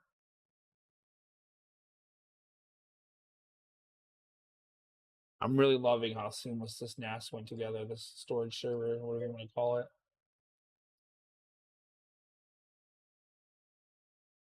Yeah. This actually runs on a different, it runs on XFS, but and yeah, RAID 0, you could RAID 0 two drives together to make one larger pool. You could do RAID 0 with all three if you're running TrueNAS, or all that stuff, or it would be, I think TrueNAS calls it something else. It's like ZFS, whatever.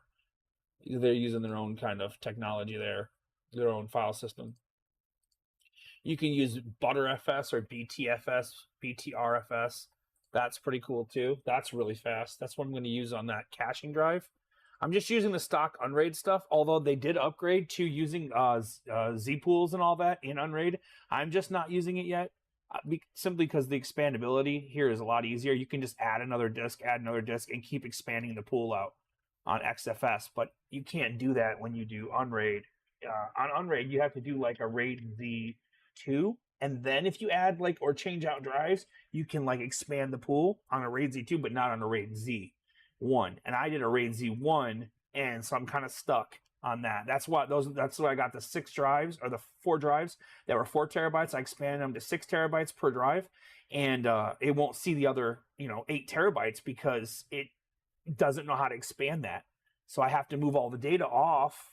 I got to move fucking 24 terabytes worth of data off and then move it back. And so I moved most of it off, and I've got the last remaining bit to put on this system so that I can clear that and then bring all the data back so that it'll be on the right thing.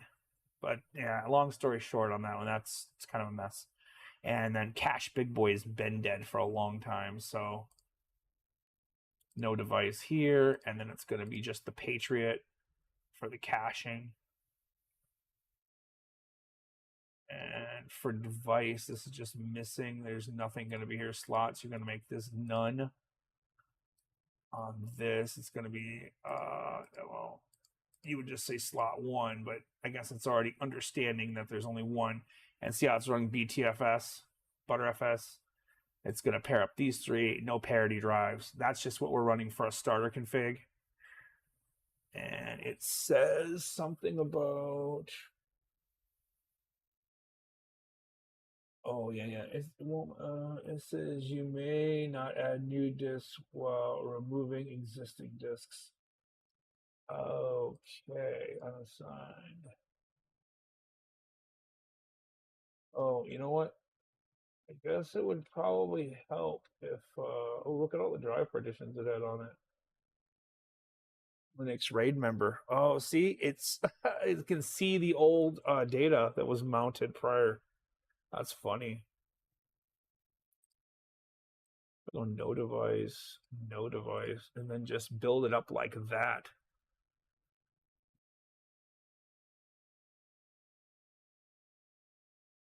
I thought there was a way to just kill the configuration.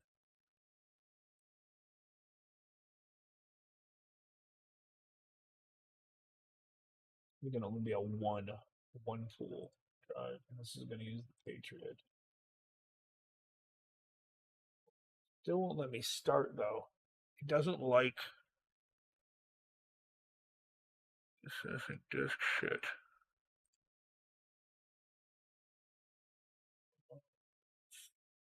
I need to delete this config.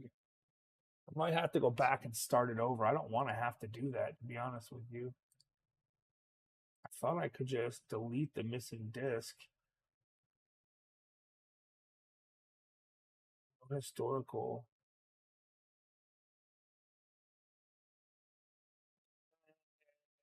Shit, I'm gonna have to just do it that way. Settings, reset this thing.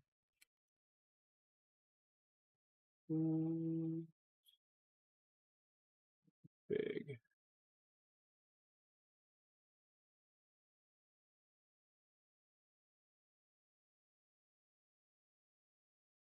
So I just did it. Okay, well, new config. A pool slots none, right? Yes, I want to do this. Apply. There. There we go. Fuck me. Now it'll let me add up my own stuff. I just dumped the config. I didn't like the fact that it knew something prior. There we go. And then Cashy Big Boy. There we go. And away we are. We can spin around up. Okay, start. Bring this bad boy online.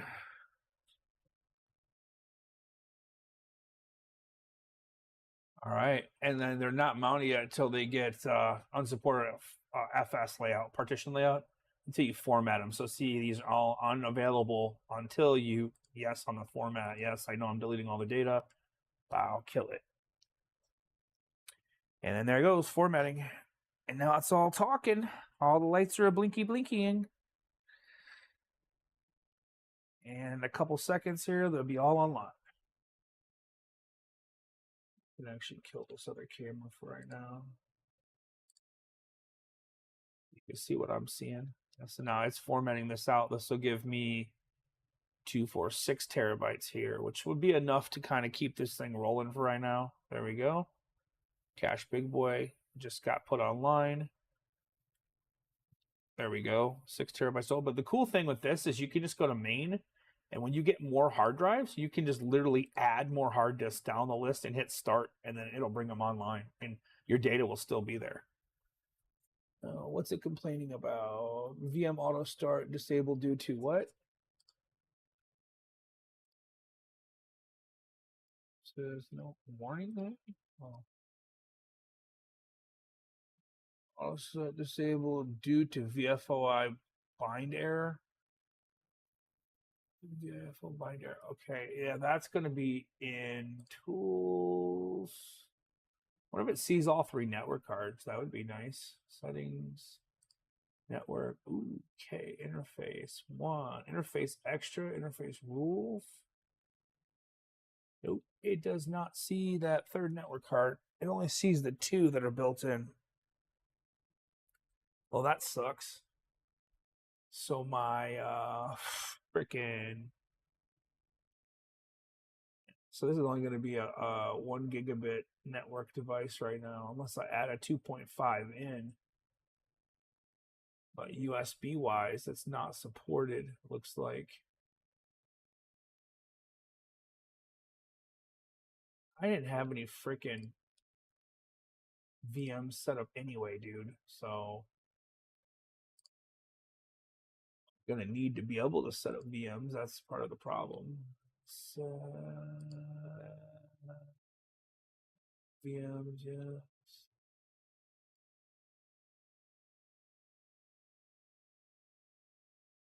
Down.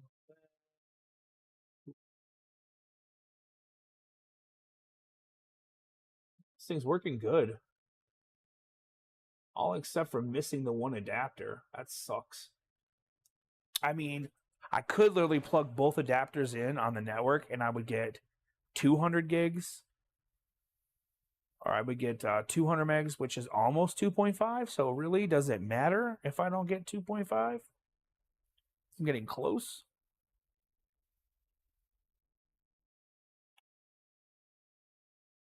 You'd be a little bit off, but it wouldn't be by much.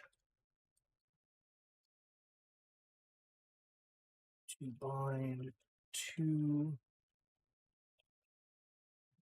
gig connects in array 200 MB. That's because that'd be close enough to 2.5 gig.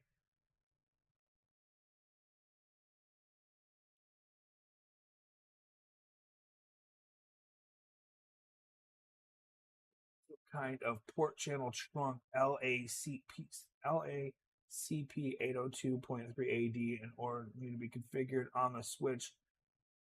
Bonding to NICs will enhance my speed. Here we go.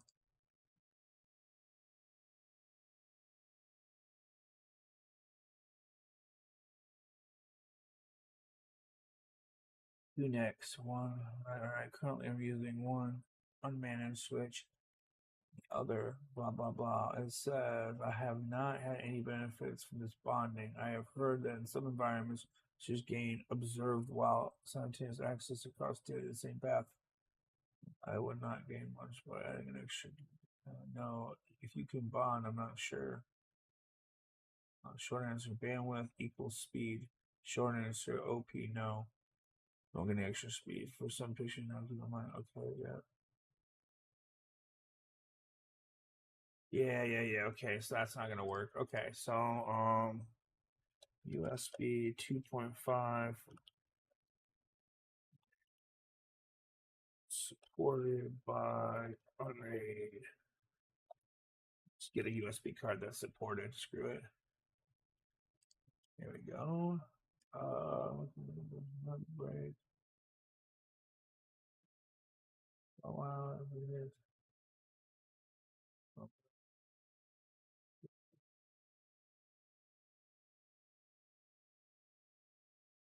Intel i225 1XP 720. We started with a Realtek card but couldn't get any reliable near 2.5 speeds in both directions. No matter 2K device on the network. I installed and running right. And he says I'm using this one.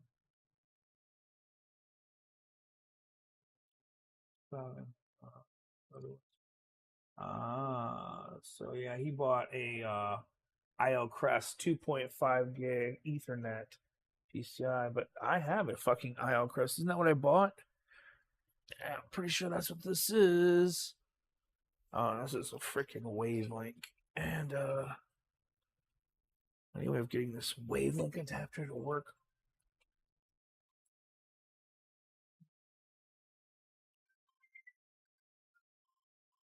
Jesus. Not the calls right now. Sorry, I'm busy. Might just have to send back this USB network card I bought because it doesn't seem to be going to be able to do what I need to do.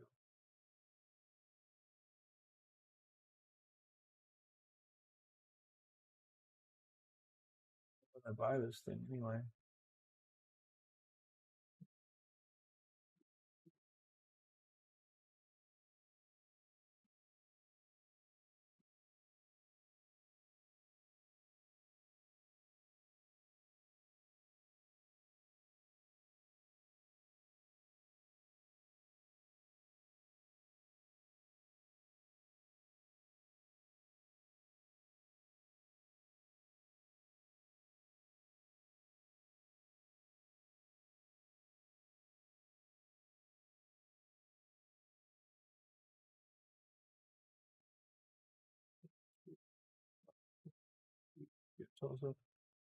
I was trying to find one that works, man, but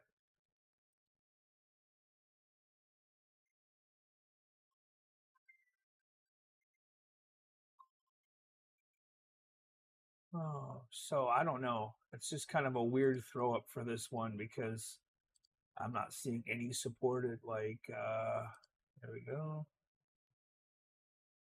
Drivers, this I was looking for. Tech driver, tech driver. If I knew what this one was.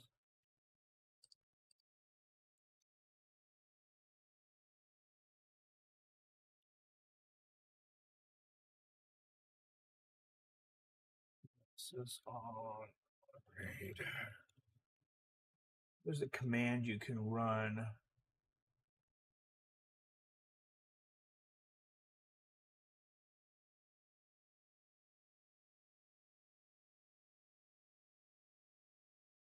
I'm trying to do all that. I'm trying to just look up.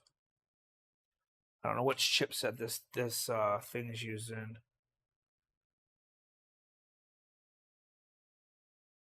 Okay, I guess I'll plug it into a another PC and see from there. I guess that's probably the easiest way to do it.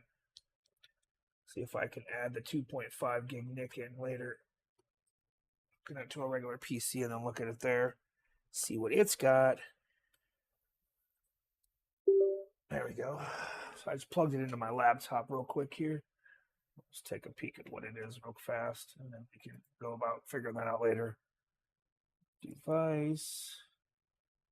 I don't know what it is, what port thing it's using or anything. So I'm trying to find that out real quick. There it is. It's installed. It says, yeah, USB device not recognized. Okay, that's cute. Well, that's not what I wanted to see happen. Maybe that's why it's not working.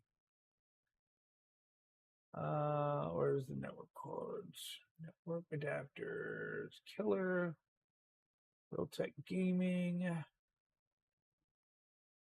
Right there, Realtek Gaming. It's the same thing. It's a USB gaming controller.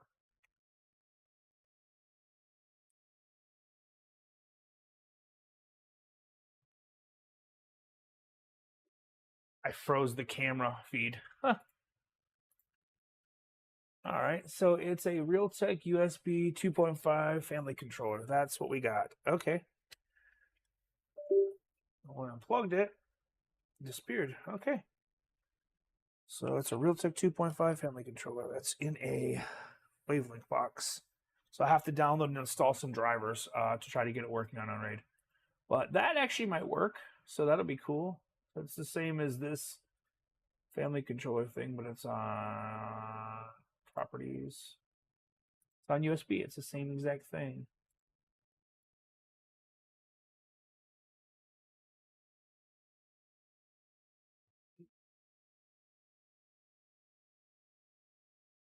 Unraid.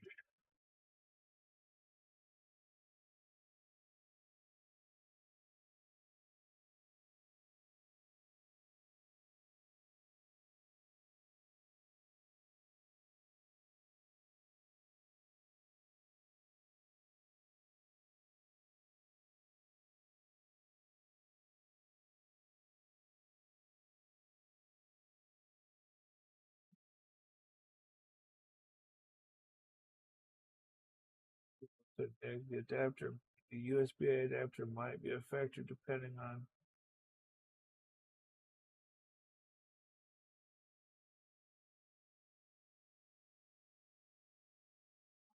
Okay, well, they Proxmox. I said on Unraid, but okay.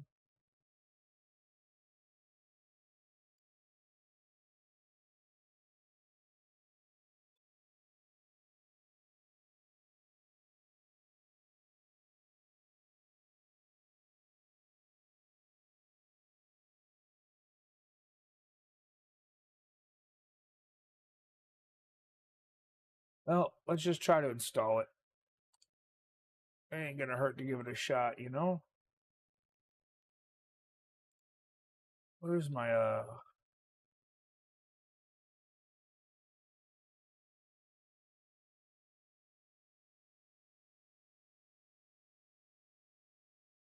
they do make drivers for it. Yeah, only like PCI,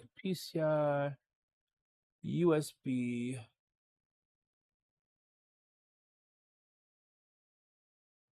Figure out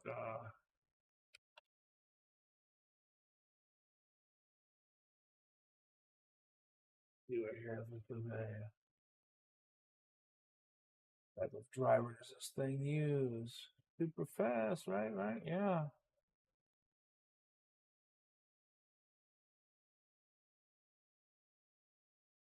Oh, there's a driver CD link thing in here that they gave us. That takes you to the driver download so I can figure it out. It's on a piece of paper, which it is. This little piece of paper that it came with. Okay, so it's a handmade driver CD thing. What does it say on it though? It's so freaking small. Hey, let's just get a picture of this real quick.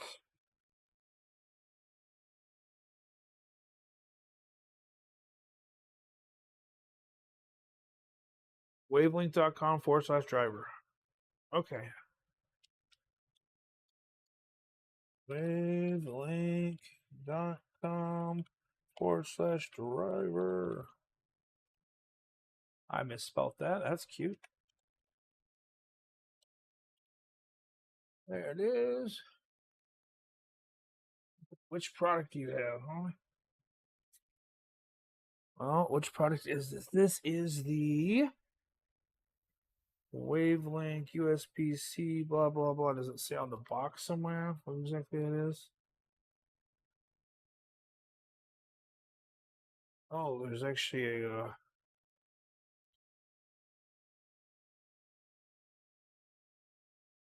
Okay. So it's the model that I have here in my hands. WL-NWU330GCA.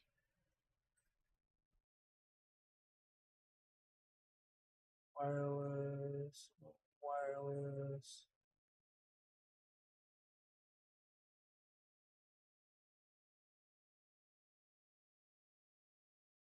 NWU, right? Yeah, 330 GCA. 30 GCA. That's the one I have. Right there. Okay, so it's the Realtek 8156B RTL. That's what we need to know.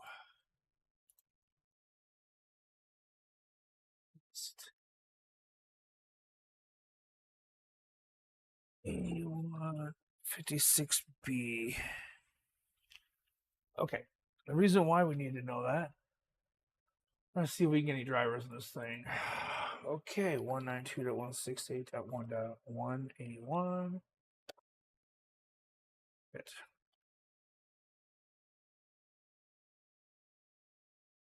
There we go.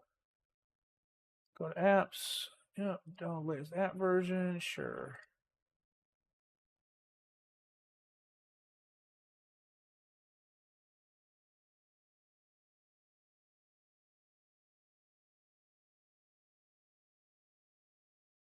There you go. Updating content. Perfect. Paste. Ah, look at that. They have it. USB drivers. Install. Hell yeah. So they do have it. Install. Executing plugin hook script checks. Done. Please reboot your server to activate the driver. Okay. All right. Nice. So we're going to be able to get this working. So shut down. Proceed. All right. So we're shutting down the server. The reason why this is actually important is I have a 2.5 gig network device I just got that I'd like to be able to use. So we just got the drivers for this little card. Okay, and the reason why we need those drivers, actually more than anything, is I just bought a 10 gig to 2.5 gig hub that I'm going to hook up all my 2.5 gig stuff into my 10 gig network and into my 40 gig network. So everything will be running fast, nice and fast. Now those are for my window. This is some chargers I needed.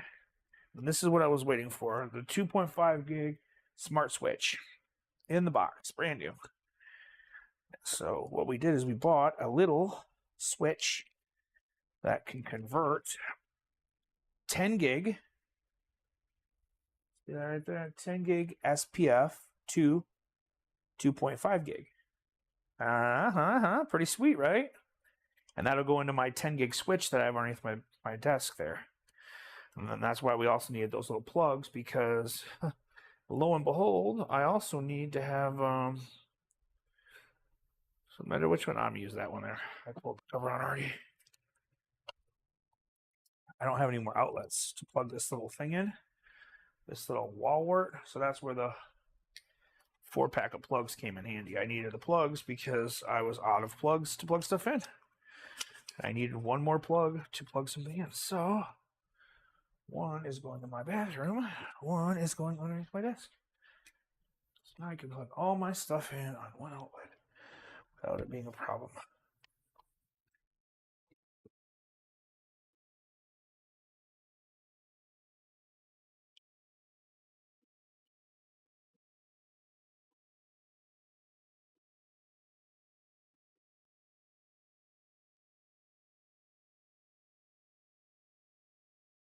Cool.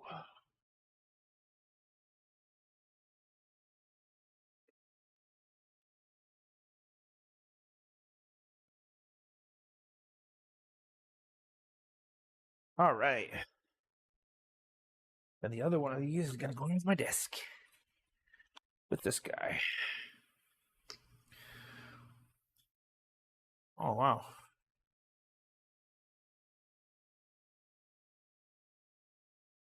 All right. So we're all set there. Shut down the server real quick. The only reason why I wanted to do that, so I could get this cable that's down here, which is feeding. I don't know where it's coming to.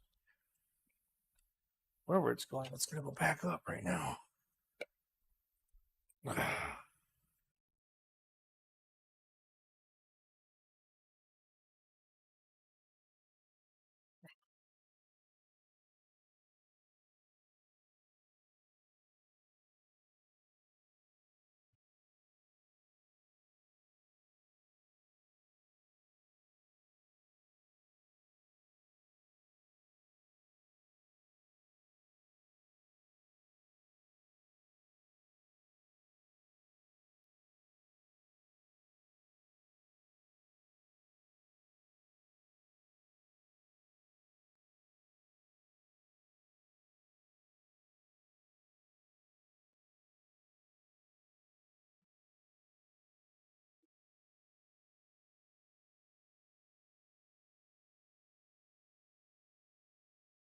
All right. So we got our switch already. 2.5 gig here. All right. To 2.5 gig down here. And the other thing that I need is I need a 10 gig SPF connector to plug in. I don't think I have a spare one down here, do I?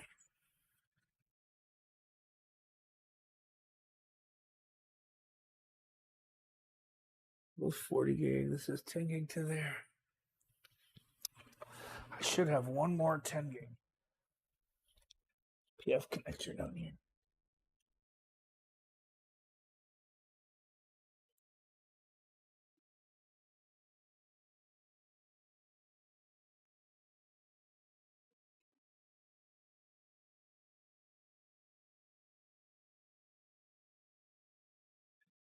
Yes, I think this is it right here. I have one more 10 gig cable right here. Come on, baby. Come out of your mess here. Come on.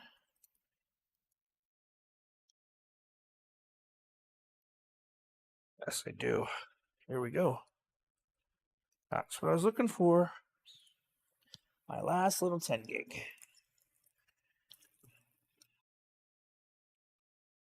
And I had it. Nice. What a come up that was.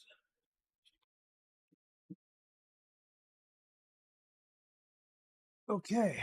Sorry, guys. Okay. Have a great night, man. I'm almost done myself. Just now finishing hooking up this switch. Oh, dude, what a day. Come back and hang out again.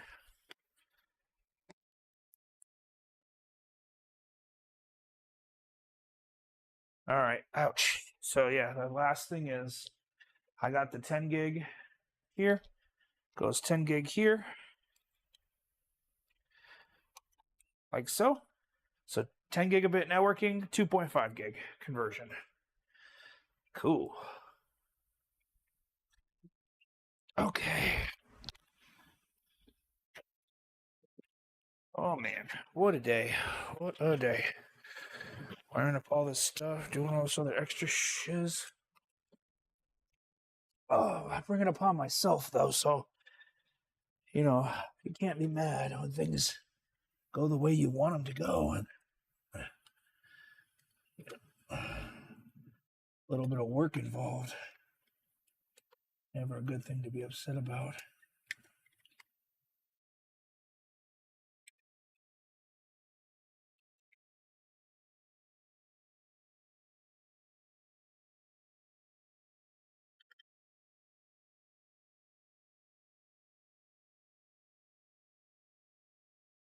Oh, great.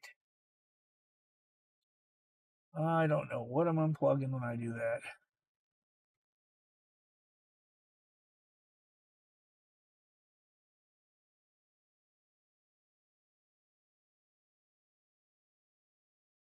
Hopefully ain't nothing too big of a deal.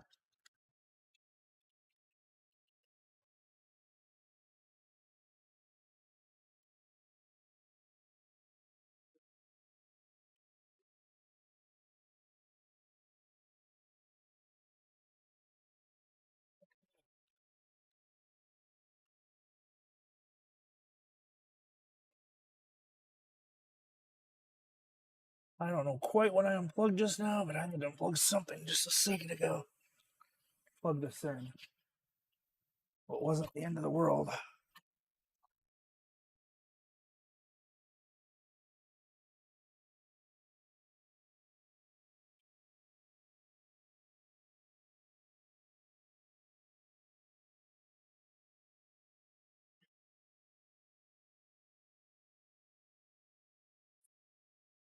Okay.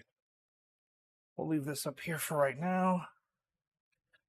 Plug this into the switch just to get it lit up. And then we're going to let it run for a little while. We'll figure out what we're going to do for this wiring. Try to get all this back up and running.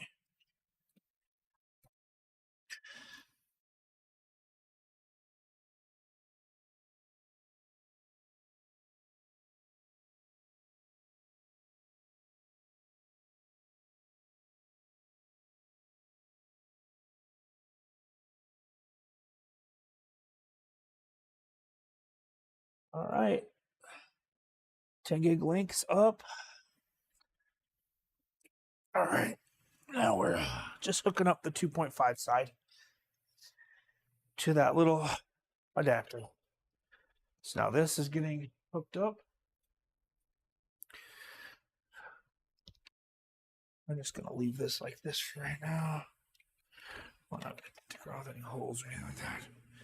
Always work on that later. This stuff's all not staying here very long anyway. This is all temporary. Moving this all out into another rack as soon as I can.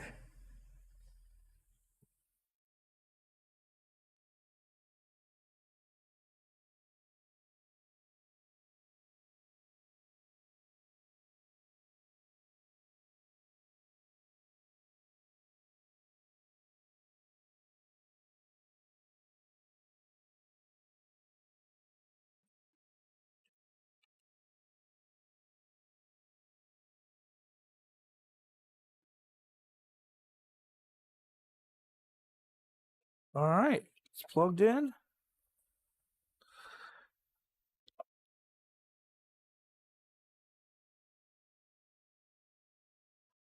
We're live. We're live and we're in effect.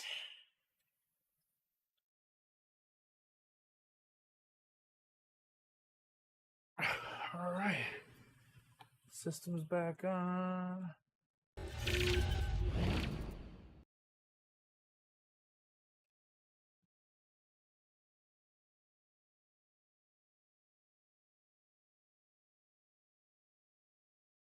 It's booting.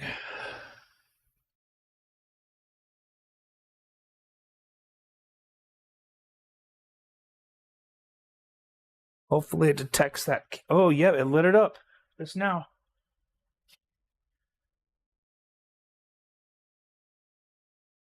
The 2.5 gig lit up just now. Showing full link degradation. It actually might have worked.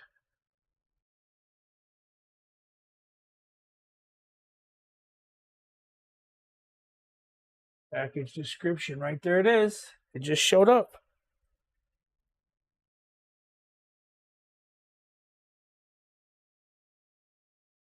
Get up there, package description. It's on. So the RTL driver worked on this USB NIC.